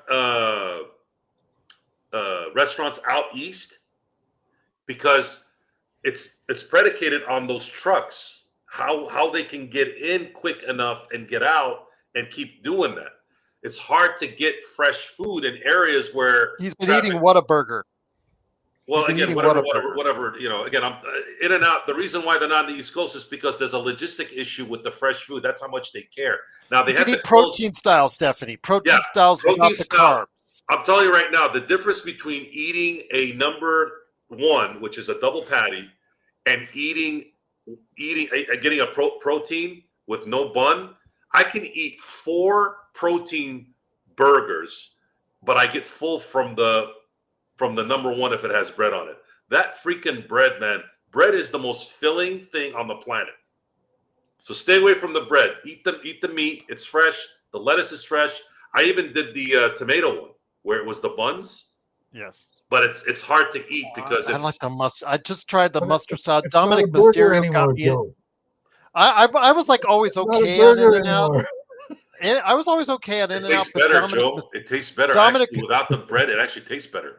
Dominic Mysterio got me into the mustard style, which is really good if you order the mustard style at In-N-Out. But I'll leave it at that. Joe, we talked about what package you could put together if you put Reeves, Rui, and a first. I threw this together. Tell me what you think about that. Again, I'm going back to Orlando because they need offense. You need defense. So if you sent out Rui, Austin, and Gabe, and you brought back Cole Anthony, Wendell Carter, Goga Batazzi, and Gary Harris, the money works. Are Batazzi and Carter true center size? Carter's 6'11". Okay. So and Goga Batazzi 6'10", 280. Okay, so they've got the bodies to bang a little bit down low. Yeah, and Goga Batazzi, I'd said, was he's about 10 points, 10 rebounds a game. He's 9 and 8. I'm sorry for all of. He's not I'd an do 8 it. in limited minutes. And then Wendell Carter can stretch the floor out to 3. And he does also have a big body as well. So If they would agree to it, I would do it because you got to help LeBron and Luka right frickin' now, especially and LeBron. the underrated thing, Cole Anthony is a scorer off the bench. Gustavo was right. Anthony Black is a defender. Cole Anthony is the offensive guy. Gary Harris would be the wild card in this, guys, because he has not found his 3-point range. Normally, he's right around a 38 to 40% 3-point shooter. This year has not been kind to him. Maybe playing with Luka and LeBron could be something like as a throw-in. Could be that throw-in that could be something special. So just throwing Could that you in there. fill me in on Jonathan Isaac? Jonathan Isaac, again, the first thing, he has suffered 2 ACL injuries in his career. You saw him, I don't know if you remember when he did the first one, was in the bubble. That was very tragic when that happened. But he has played for the better part of the last 2 seasons. 6'10", I think he's 6'10". 6'10", at his peak, which he still has, he can defend 3, 4, and 5. Some even say he can defend guards, but I'll leave that to your. I know when he was younger, he could block shots, long arms. He has some of the longest arm sets out there. He provides length. He can block shots. He can rebound, but he can also be that athletic person that you want to throw lobs to. Goga is just a big body that you throw in there and can get you rebounds as well. So that's why Joe talked about Jonathan Isaac. But the thing is, he is $25 million now. But as Joe talked about, he is descending contract in the following years, which makes it more attractive to teams to say, okay, we're going to take it on the bullet now. But later on, as the salary cap grows, he becomes less. So it becomes that much more desirable contract. Am I vaguely remembering correctly, either a season or 2 ago, Bitadze really giving us a tough time down low? And with maybe that was with Indiana. He never emerged with Indiana. Some people say he didn't get the opportunity or whatnot. He got waived by them, and that he was available. He was available out there as a free agent for anyone. Got picked up by Orlando as an afterthought, and actually got some really good numbers and got a contract. Was offered a contract, a full 3 or 4 year contract by Orlando. So that's how well he's played since then. And he does provide problems for people because, again, he's a big body down low. He played well as with Orlando against the Lakers because he can go ahead and rough it up underneath and do the thing that the Lakers can't do very well, which is offensive rebound. I'm in for that package. I'd prefer that one because there's One another big IV. guy. And Wendell, you may be right on Wendell if he can't be traded. Let me go ahead and see on the. Well, he was actually no. If he comes up in the trade machine, 1IV, then he should be eligible for trade. I'll check because I know the one player I know that can't be traded because of when he signed is Markkanen. So let me see if Markkanen's available. No. Wendell Carter is available because you see because Larry Markkanen is crossed off. He is not eligible to trade. So yeah, Wendell Carter is eligible to trade. Just to let you know. So yes. If given the choice, I'd probably pick the too big solution over the one with the one who's had an ACL history. Okay. If I we're can't say I talking blame you. availability, and they just have to be good enough to fill the void and give us a shot in the playoffs. What do you think, Joe? I mean, I put it out there. You started it with Orlando. Just it made me look at Orlando because of their situation. It seems to be they're sliding. They now have their best players back, but they haven't gotten their groove back. They've been continuously losing. And if you look at their scoring as a team, they're one of the worst scoring teams, even with Banchero and Wagner. So they need offense, which again seems like a Yeah. marriage made in heaven. Like Yes, Joe, you were talking about marriage made in heaven. They have defense, you have offense. That could really work out for a trade, Joe. it dovetails nicely. No matter what they do, it's very likely they're going to have to use that first round pick, Yeah. correct? Yes. So I believe that if that is the case, they might not have to give up all the talent because you don't want, I don't. I feel that they shouldn't unless it's an absolute stud, which I don't know this anybody that's going to be available that's a stud without issues, right? And even if there are, it's going to be making more money than we can throw out there, like with Rui and Austin Reeves. If you're going to give up Austin Reeves or Rui, that's fine. But I don't know about both. I don't know about both. Unless it's someone that's going to really, really shoot them up in terms of being competitive. Like Ayton. I'm sorry, guys, but Ayton, the reason why Ayton is so appealing is, number one, it's realistic. Number two, there is that disgruntled part thing, right? Quote unquote. And his contract runs out next year, which means motivation is going to play into his focus. And the fact that he has a point guard that's going to make sure he plays well, make sure he gets the ball where he feels comfortable. That's how I'm looking at this. I'm not looking at this from any other place other than a whole picture. And how can you do it so that you don't lose too much of your depth? It's a lot of little things. Look what Rob did. Look what Rob did, guys. Word came out that Dallas actually initially said they wanted Connect and the other first-round pick. And word around the campfire said this was going on for 3.5 weeks, where apparently Rob talked him down. Rob said no. Yeah. And then Rob talked him down. finally, Nico kind of caved. And this is where we are. I think he has a directive from management, from ownership, to say, you know what, if you want to get rid of him for AD, you need to get rid of him for AD because we're not going to pay him that $345 million contract in the offseason. Man, we got so lucky with this. It's incredible. Yes, I don't know. I don't know what it is, honestly, Joe. I don't know if it's luck. This is not luck. This was something else, man. if this got opened up to 28 other teams, I'm almost sure we don't end up with them. This is the legacy of Kobe. It's the legacy of Kobe. Well, just let me say this, Joe. Yeah. It's the legacy of Kobe because Nico worked closely with Kobe when he was an executive with Nike. And then, of course, we know the relationship between Rob and Kobe. So those two knew each other very well. And again, absolutely, they were having lunch at LA Live across the street from the crypt when the offer was first made. So, or dinner, I don't know, it was lunch or dinner. They were having a meal together at LA Live across the street. So I've eaten at a couple places at LA Live across the street. So good places there.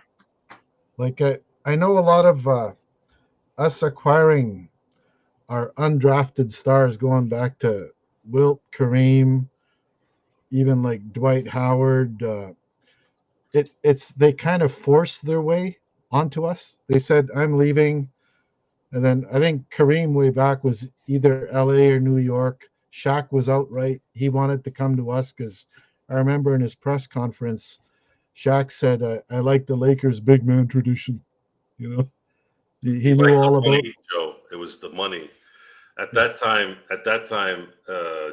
Jerry West said to him in the hotel room, he said, Shaq, I got some good news and I got some bad news for you. And Shaq goes, well, what's the bad news first? He goes, I don't have the 160 for you. Or 150. Right. Orlando could give more. Yeah. No, Orlando wasn't going to give him more. I think they were stuck in the 90s at that time. And you have to understand, at that time, that was ridiculous money. Like, it was beyond anything, right? Yeah. He wasn't going to take 90 because Glenn Robinson got 100 million, and then Alonzo got even more, and then Juwan Howard got even more. He wasn't going to take less than what Juwan Howard was going to get. So Jerry said, listen, I don't got 150 for you. I'm sorry, big guy, I don't, which was actually BS because he could have released Eldon Campbell at the time and gotten him 150 if he really needed to. But he said, if you want me to field the team, I don't have 150 for you, but I got 121 for you. And of course, that's when he's like, give me the pen. I think Juwan Howard had 105 million at that point, so he trumped him by 16 mil at that time. So it was Shaq belonged in LA anyways, despite the money. It became what it became. Obviously, Kobe was something we never would have imagined at that time for sure, and that became what it became. And don't forget, Derek Fisher got picked out of Arkansas Little Rock in that draft as well. So Jerry West had, in my opinion, the greatest transaction of talent in NBA history in terms of a general manager. The greatest offseason I've ever seen, and I will ever see. We'll ever see in our lives. Shaquille O'Neal, Kobe Bryant, and Derek Fisher all in one son. That's why Jerry West is, I think, one of the 3 greatest Lakers. I mean, to me, if you came to me and said, Joe, Kobe's the greatest Laker, okay, you have an argument there. Joe, come on, Magic's the best Laker of all time. Hey, you're right. Hey, come on, player. He even led the Lakers to the Western Conference Finals against the Portland Trailblazers in '77, and the Lakers had a lot of injuries at that time too. Who knows what would have happened if they weren't? I think they still would have lost, but did we lose Joe? Got him right here. Okay, what's going on here? I don't know. So Jerry's done it as a player. He did it as a coach for a short amount of time. Obviously, as a general manager, as a consultant, Jerry West is a born winner, and to me, the greatest executive in sports history. He's the logo. Yeah, and I'm talking about all sports. Jerry West, number 1. Ahead of Auerbach. Good. Auerbach is got an argument for sure, but I still think Jerry West is the greatest in terms of just modern day impact as well. I mean, you're talking about he had to wrestle 26 to 30 teams in his time. I'm not downgrading Red. If you said Red, I agree with you as well. Red Auerbach is arguably the greatest. How can you argue his success? Yeah, 8 in a row, 11. You can say he's great. Number 1 for sure. Jerry West was also a great player too, so I give him a little bit of a heads up, a little bit of a head start on that. Let's talk all-time rivalry. In the Luka era, are we going to pass the Celtics, guys? Oh man, that's I talked about this not on air, but I talked to some of my friends. No, you said it on there. 19 is in play. Did I? 19 is 19. in play. The bad guys are still pretty good. Yes, that right there was reborn because I was, and they're actually probably still better than us right now as is until we get the 5. Celtics have to not win this year. Yes, huge. I agree. And it becomes very expensive to keep them.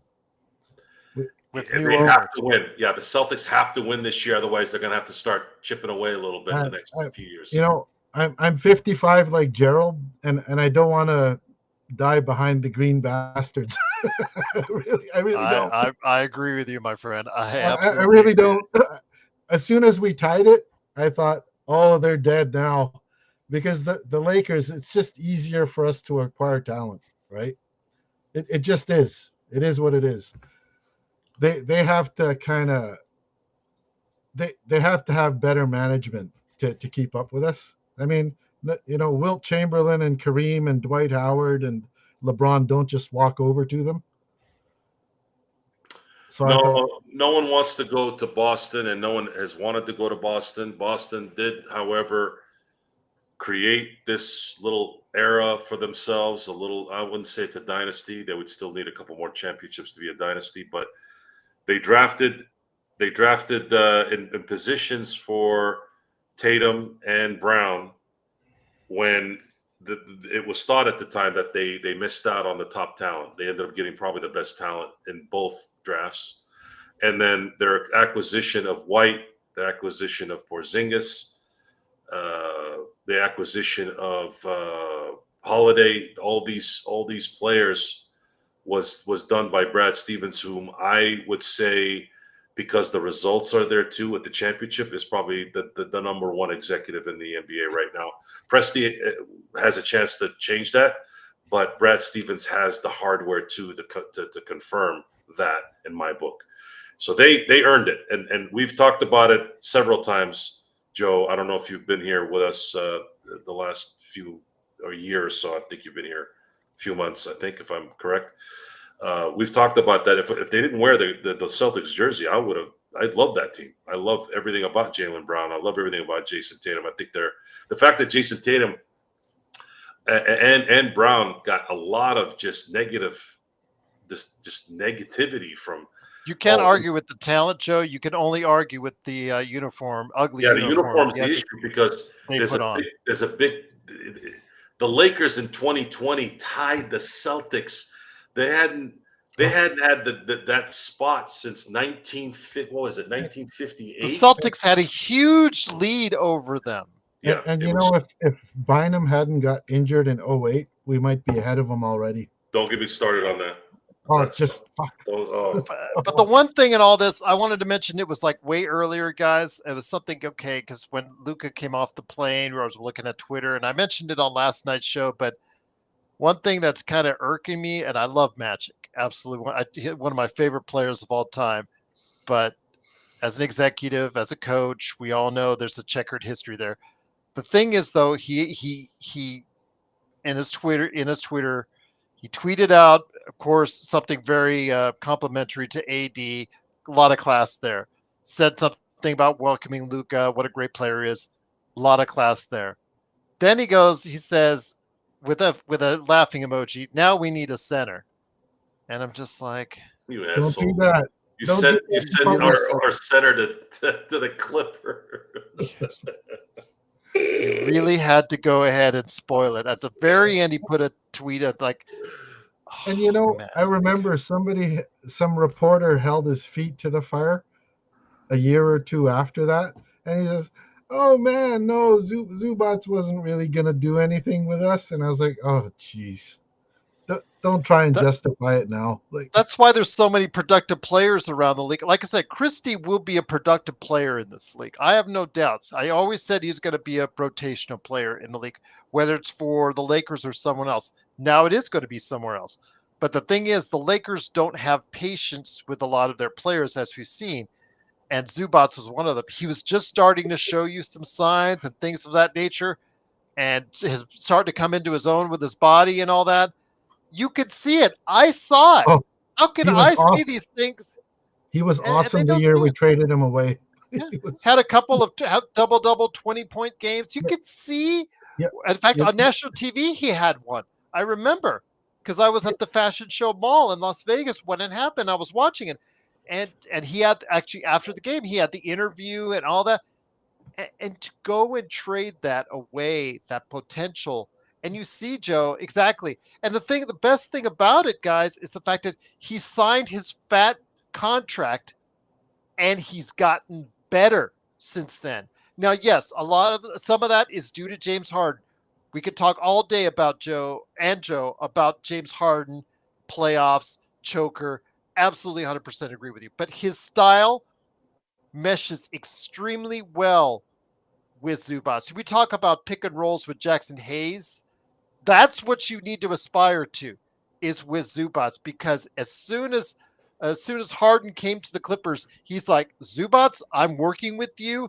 I'm running offenses with you, and you are going to be a player. And damn, if it didn't work out, he outplayed Wemby the other night. It's just, again, it just is so irritating to me when Magic put that up. It's just like, I love you, Magic, but do you really have to say that? Did you really have to go there? Because it still hurts today. What it does is there's nothing worse than going through the scouting process, and then it's easy to draft Karl Anthony Towns. Just think how good he would be with Luka, Joe. Yeah, it's easy to draft Anthony Edwards and those guys because you're the first pick. Okay, you're picking the best player that's been scouted and analyzed. Okay, that doesn't take a lot of talent. You're gonna pick Wemby when he's first overall. That's easy. But when you go through the process of finding the Jordan Clarksons in the second round, or you're finding the Austin Reeves, or the Carusos in free agency even more, and then of course Zubac, who was picked in the second round. Man, guys, all at the end of the first round. And these guys are bona fide like you either said. sixth man of the year or all defensive players or starting centers who are productive. It makes it worse because you went through that process and you got nothing from it really. I mean, you got a little bit from Caruso, but we didn't get a chance to see what Zubac could have done with this team. Who knows what they would have been able to do with Mike AD. Muscala. Is it geez, Muscala? Is it Genie's brother that finds these diamonds in the rough in the second round? There was Jesse and Joey doing a lot of the scouting. Right. I think they're actually And good Ryan, for I think something Ryan, on that I end. think Ryan. This is where I started noticing a change. Ryan West not being there. I don't know if he had a lot to go. This is Jerry West's son. Because I don't know.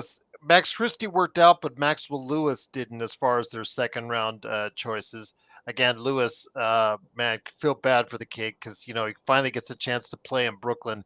Instantly, he tears his knee and he's done for the season. So I really feel for the kid. But yeah, he was never nothing when he was here with the Lakers. So it's kind of a spotty history this decade, Joe.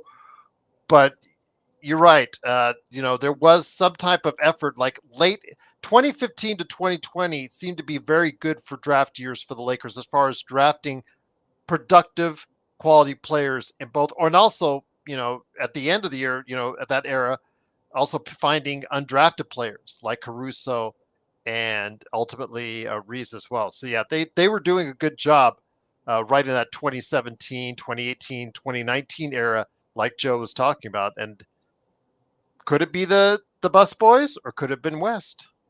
Who knows? So, guys, Gerald, I'm gonna send you this. Go ahead and post it on. Here, I'll send it to you right now. Go ahead and post this because I'm gonna go over this. This is this is why Rob Pelinka will always have his LA privileges from now on. This is why I had to eat dirt after Saturday, and will continue. Yeah, to no more making fun of him, I guess, on Halloween with the I mask think or we all anything do. like that. Look at this, guys. I don't know if you can expand it. I'm gonna blow it up. Hold on. Thank you. Go for it. Okay, so they're comparing the big trades. All right, guys. So the trade for Gobert. Yeah.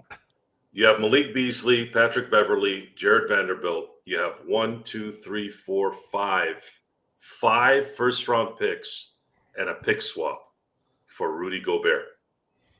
Number 2, you have Bridges to the Knicks, Bojan Bogdanovic, and then you got 1, 2, 3, 4, 5 first-round picks, a second-round pick, and a pick swap. This is the one that sunk the Clippers. This is probably one of the worst trades I will probably ever see. Paul George, so that Mr. And it's still not over, Joe. Yeah. It's still not over. That 2026 first round pick is still yet to come. And the Paul 2025 George, pick swap. I mean, I don't even really need to go past Shea Gilgeous-Alexander at this point, right? Yeah. The fact that they traded a perennial MVP candidate for Paul George, and on top of that, 5 first-round picks and 2 pick swaps. And then, by the way, look at Luka's side. Anthony Davis, Max Christie, and 1 first-round pick. And none of those three combined can hold a candle to Luka. Yeah, I think Luka's worth more than all 3 of them put together. Absolutely. Yes. So that right there, folks, is why, and I want you all to get ready. I want you to get ready. This is why LA is going to be hated for a very long time. They already hate the Lakers. I'm not saying they as in people who are not Laker fans. But the hate that the LA Lakers are going to have, especially if they start winning and maybe they win a championship here in the next few years, it's going to be because of what you just saw there. How is it that this team continues to get Wilt Chamberlain, Kareem Abdul-Jabbar, Shaquille O'Neal, Kobe Bryant, Pau Gasol, for a short time, Dwight Howard before he came back the second time and won a championship. You get Anthony Davis, you get LeBron James. LeBron James came to LA. Shaquille O'Neal came to LA. That wasn't a a trade. Though the two biggest stars of the last 30 years, one of the two biggest, two of the two biggest, or however you want to say it. CIE is saying, wow, the AD disrespect. How are we disrespecting AD? AD is still very much an all NBA center. He has played very well, 25 points a game, 12 rebounds a game. Earlier this season, he was playing at an MVP-like level. How are we disrespecting him in any way, shape, or form? Luka is just an overall better player than AD at this point in time. And he's 6 years younger, if you look at it. Luka, again, one of the top, 5 players in the league the past few seasons. Yes, he is injured right now. Yes, there's questioning on his conditioning. But if that drops into your lap like it did for Rob Pelinka, you don't say no. You try to work out a deal. We know he's an all-star. We know he's an all-timer. Most of us, we all love him. But, top 75 player, absolutely. Yes, but it's the trade was so bad. We all thought Shams was hacked. I couldn't believe it. Everyone thought this. Remember, Gerald, on one of your earlier feeds, you said the charismatic and usually very vocal Joe Soro was at a loss. Yeah, the only time in my entire life, well, I've only known him for 3 years now, but the only time in our 3 years he has ever been silent. For 10 minutes, I kept checking the internet to see if this was a hoax. You and I both. And I said, I didn't believe it. I don't know who it was that posted first in our chat. I mean, you can look it back in the on YouTube. It was Mark. Mark had mentioned, hey, something happened, and then Xbox saw it in our chat. Somebody in our chat posted it first. Oh, okay. And that's when Xbox leaned in, and that's when everything went all up from there. So yeah, I forget who you could actually see in real time. In the Australian accent, he started going crazy. Yeah. No. That's right. The kangaroos were jumping. That's hacked. Shams got hacked, and then Bobby Marks is like, "No, it's not a hack." It was McMenamin. Well, you said McMenamin, but I saw Bobby Marks. Bobby Marks put out there Malika Andrews. He said, "No, this is not a hack," and I was like, "Oh, it's not a hack." Oh wow. Yeah, and then I have to check ESPN. And just a few minutes later, then ESPN.com. Yeah, once ESPN.com put it up there, I'm just like, yeah, that was wild. That was crazy. I mean, you can see it right now. The video is now up. It was first for members, but it's now available for everybody. You want to check out the instant reaction video from us on that? It's about 10 minutes long. It's right there with some prophetic words from Joe at the beginning of the video, which is even funnier. Because earlier in the show, you're talking about Rob and making a decision on for his entire resume, blah, blah, blah. And it's like I fade to it and it comes in. Yeah. If you want to catch it, it's right there for you on the videos. It became available for everyone. So go check it out. You guys asked for it. And now you got it by popular demand, an instant reaction video right there. So what's that saying that something that goes something like reality is stranger than fiction? Exactly. Like when you see all these sort of like theoretical trade proposals, nothing like this would ever come up. Why would you even think it? It's like oh come on. Don't Xbox broke his thumb. Yeah. From this trade. No. He showed us a picture and it's all purple. You know, they'd say Dallas is never going to trade Luka. I mean, you know, we all know what Cuban said, and we know he's gone now. But you don't know what Cuban owns 27%. But I want to know what he knew, when he knew it, or if he knew anything at all leading up to this, because he had the famous quote, you know, for between keeping Luka or having a divorce, he would say, "Go contact my divorce attorney." And that's the famous tweet that's out there from him. He only owns 27%, so he had no control over this. I get that. I understand it. But as the minority owner, like the Guggenheims would be in this situation. When did the Guggenheims and when did Cuban know about what was going on? They must have had a heads up at some point in time before it leaked out. I'm going to guess. be simply because of their financial interest in the team? Both of them, for both of them, they're both in about the 20% range. Joe, don't you think that at least a 25 to 27% would not deserve a say in it per se, but let's say they've already consummated a trade. Wouldn't they get the heads up before it went public? No, I think what they So, did. so only 20% means nothing. No, it doesn't mean anything. Controlling versus minority mean to me you might as well not own anything in my book. So if I owned a 27% interest in Synblades and you were shutting down or doing something major with Synblades, you wouldn't bother telling me. Well, shutting down is different than trying to acquire assets. Okay. But I get you right. Yeah, you're right on that. But making a major move. How about that? Correct. No, the thing is, here's the issue. The most remarkable thing about this, if it's true, which I don't see why they would be lying at this point, right?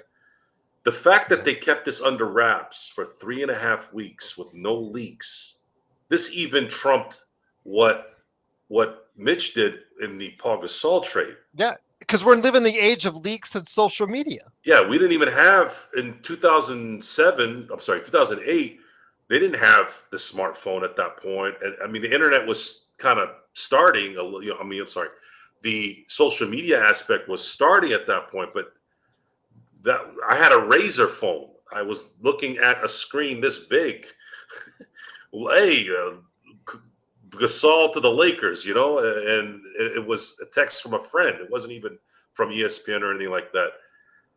I mean, there are sites now, Joe. There are sites now like LeBron Wire that live there every day posting bogus trades or rumored trades or any rumors that are out there. None of what they posted They did to Danny Ainge is not being talked about enough. Danny Ainge right now is sitting in a room and crying himself to sleep at how he got JHS. He got played. Wait a second, guys. Is he secretly a Laker lover? Because he helped us out of the Westbrook fiasco too, I mean, if I was him, he gave us Patrick Beverley. I would have let the Lakers stew over that Westbrook problem forever. I wouldn't have let us out of it. He helped us out of it. Like he's helped us twice now. It's kind of ridiculous. We gave him JHS, so there you go as a parting gift. Like we were stuck with Westbrook without him, weren't we?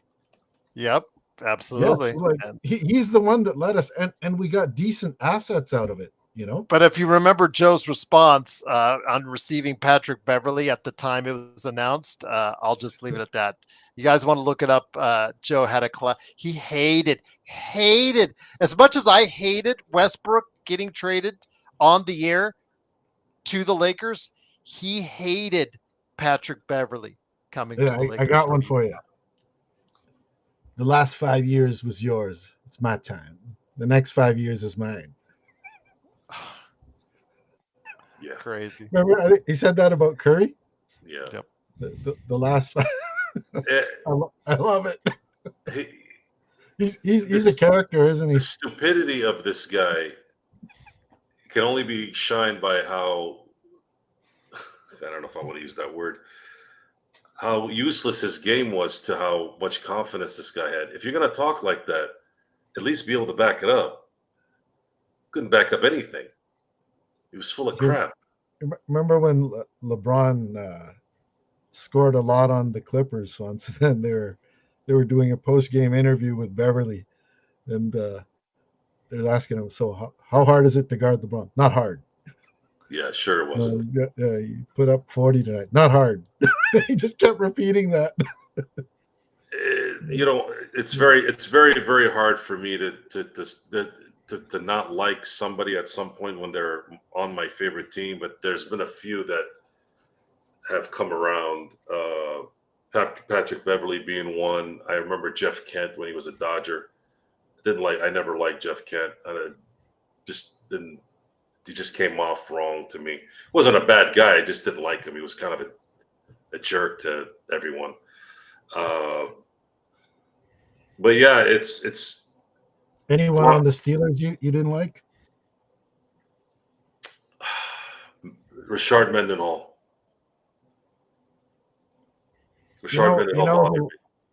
You know who I don't like on my football team? Jerry Jones. Oh my God, I was I was Jerry, so disappointed when he let Jimmy Johnson go, dude, and then it got worse when Switzer won the Super Bowl. It's like now this idiot's gonna think that, yeah, see, it was me, not Jimmy, and I was like, oh, that's exactly how all that smarts, all that business sense, all that marketing genius, all for that, so that your insecurity will cover all of those good things you have, because you want to prove, after how many years now, 30 years still, thinking that you were the reason why that team became what it became. You're not a good football guy, Jerry Jones, and you never will be. If you haven't been, if you're not a good football guy now, when will you be? When? When you're a year away from no. hitting the grave? Al Davis used to be the caricature of that sort of crazy, eccentric, senile owner, and now it's my guy that Well, everyone Jerry loves. Jones, in my view, is worse. At least, Yeah, he's worse. yeah, at least with Al Davis, between the mid '60s until the early '80s, where he could operate, because the way the NFL was structured was more conducive of how he liked to conduct a football operation. As things got more soft in the '90s, 2000s, and then so on, before he passed away, uh, he never adapted to that. He was perfect for the '60s through the '80s, when football was real football. People were rough, they were tough. It was, John Matusak, you got the Lyle Matuzaks, Alzado, yeah, you had Howie the Long. Caspers and the Holly Longs, and Yeah. the Lyle Alzados and all those guys.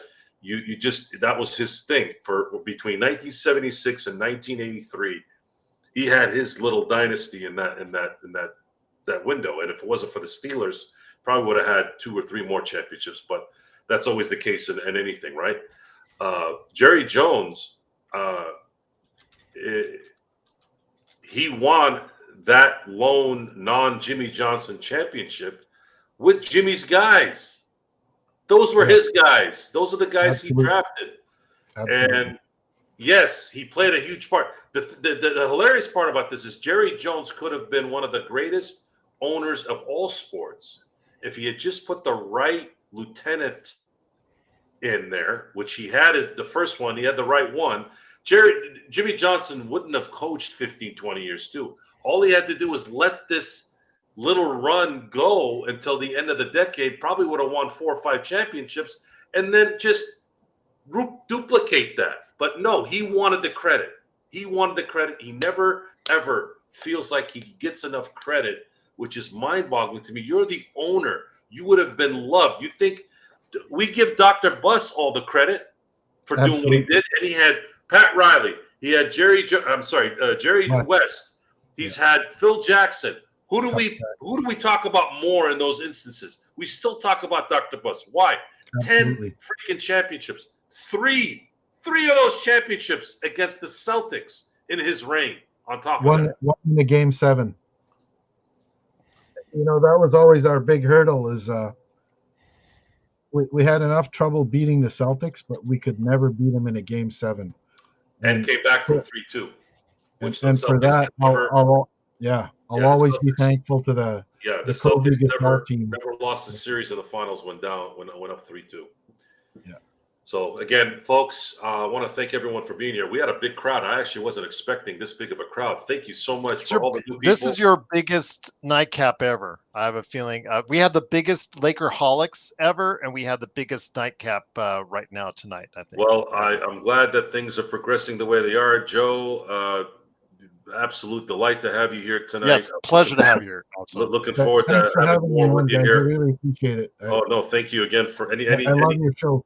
anyone from Canada seems to be right here, man. Good for everybody there.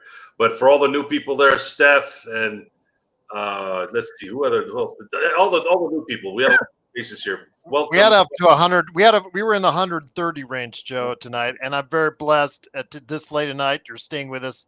Yeah, please like and subscribe if you can. Like and subscribe, guys. We're coming upon The calm before the storm, Joe. Only one trade was made yesterday. That was just a trade between second round draft picks between Oklahoma and Charlotte. Calm before the storm. Our Laker lives have done a complete 180. We would still be here. We would still be doing what we're doing, but the energy created from Saturday's trade is going to take this into a whole different stratosphere. And I want to share that with everybody here. Please continue to watch. If you all want to get a hold of me directly, there's been a few of our patrons hitting me up saying, "What's up?" Hey, anytime, guys, I'm available. I'm always on social media because of my work, always talking to potential clients and people conversing anyways through marketing there as well. Please. That's one thing. That's one thing I want to ask you before we go, because I know you're also a Dodgers fan as well, Joe.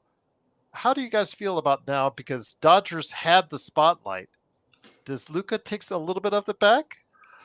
Well, guys, I'm just asking. Well, no, it's a good question. It's a great question, folks. It's gonna. The Dodgers were starting to probably take over LA, and it's been a while. It's been a while since that happened. No, they did take over. I mean, LA is a Laker town. Okay, yeah. LA is a Laker town. But people were wearing out here in Vegas. I could tell you, Dodger blue is proudly represented here in Vegas. No doubt, the Dodgers have their own setup. There's a culture there for that as well. But there's something else about the Lakers, and when they have the number one, and they just got the number one, and they still have their current number one, right? LeBron's probably still, at the very least, one or two of the most popular players in the NBA. Would you say LeBron is still more popular than Luka worldwide? I would probably say yes. It's starting. Okay, let's say right now he's still ahead, right? But Luka in a Laker uniform, and if Luka wins, that's going to change. The thing is, the baton passes to Luka because like you said, remember, Joe, you said you never include the bigs among the all-time greats because they don't create for themselves. You tend to give it more to a guard type player like a Jordan or a Luka. Yes, sir. You don't include Wilt in them. Doncic has that sort of charisma that LeBron can pass the baton to, although he might not be the perfect candidate because he is a little shy, maybe English not his first language, but the fact that he's a Laker, he's kind of young and handsome, that all kind of plays in nicely, right? Oh, no doubt. The look will be very popular in Hollywood, and he actually speaks. Jersey, beautiful. His English is getting better, by the way, a lot better than when he was a rookie. He talks smack. This guy likes the heat, and you all know how much we like the heat here. That's part of the show here. That's part of the uniqueness of our shows is we're about the heat. We're not sitting here like most of these shows. We're happy that this is happening. And when things go bad, it's, well, maybe they'll play better next time. No, we're pretty passionate. Yes, inconsiderate. I know I can be inconsiderate sometimes. I've been inconsiderate for the last year or so with Rob and Jeannie. But when you go all in, you got to go all in. And when you're wrong, you got to come out, take the pie off your face, admit you sucked ass in that moment, and take the heat. That's what real people do. Okay, we're never going to hit 100%, guys. I already said this. I used this analogy or this comparison. Professional gamblers are not 100% in their gambling, but we're pretty good at what we do. Why? Because we pay attention and we know what's going on and we have a good feel for it. So again, this is going to be fun, guys. I was totally expecting the next decade to be a Dodger decade. The Lakers are going to be hand in hand. I mean, I'm in freaking heaven right now, guys. I am in absolute heaven. So yeah, go ahead, Joe. Sorry, just quickly going back to the Dodgers. One of the things where I kind of measure the dominance of a team is if I'm willing to, at the start of the season, bet on them against the field. The last time I did that was with the Shaq and Kobe Lakers. I would bet my coworkers, you can pick 5 other teams and I'll take the Lakers. Pick 5 of the strongest teams that's not the Lakers. And now I'm willing to do that with the Dodgers. I think the Dodgers are so stacked.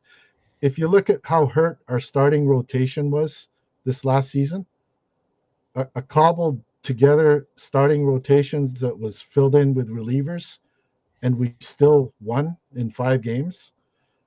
Can you imagine with, I mean, we've even leveled up some more. Getting Roki Sasaki, getting who's the other starter? Blake Snell. Blake Snell. And then if the healthy guys come back, we're even stronger. Otani was hurt. He didn't even pitch. It's like you can bet the Dodgers against the rest of the teams and be about 50-50.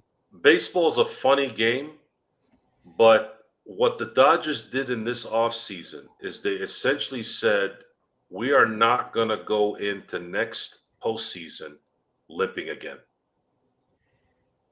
And there was, because Otani didn't have a good World Series, which if you watch the games, especially game 1 and 2, you realize that, and even in game 3s, 4, and 5, you have to understand, guys, sometimes the mere presence can cause issues. And Otani always had, look what happened in game 1. Game 1, you get out, you don't know who to pitch in that later inning, right? With Otani. So you bring in wow, I just went blank on the pitcher. Who was the pitcher that pitched to Otani? I can't remember. Jeez, I can't believe I just blanked. Hold on. Somebody's gonna say it, I know. You're talking in the 9th? Pitcher, yeah. Or the 10th.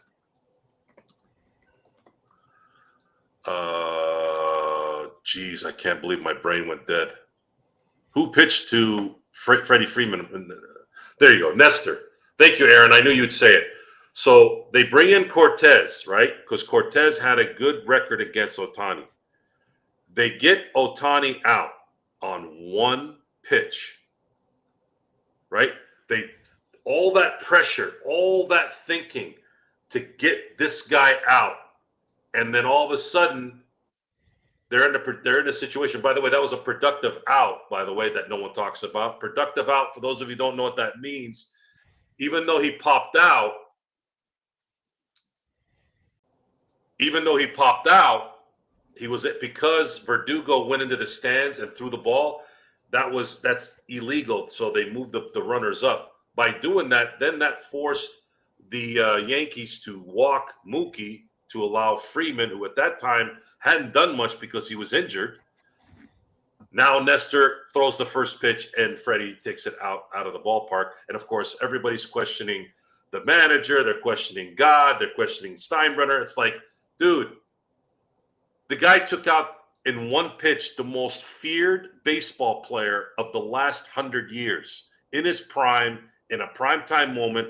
At that time, I think he was batting like 700 with men in scoring position. So what do you like? You can't have it both ways. And in the end, the moral of the story is they were too powerful. There was just too much power. You know why? Before Freeman, it's not a coincidence that Freeman hit that ball out as quickly as he did. He knew what was coming because of Otani. Because Otani and him talked before he went up to at bat. After he was out, he talked to him while everything was going and they were walking and they were changing pitchers. So in baseball, it's not just the performance sometimes in the box or at the plate or at the mound. Sometimes it's, hey, this is what happened. This is what you need to look for. Boom, So, home run. Freeman had an Altuve thing from Otani. Yeah. Well, He knew what was coming. My hope is that Bregman stays in Houston. Somehow they find a way to keep him and they make one more run. I want those motherfuckers in the World Series so bad, and I want them getting swept.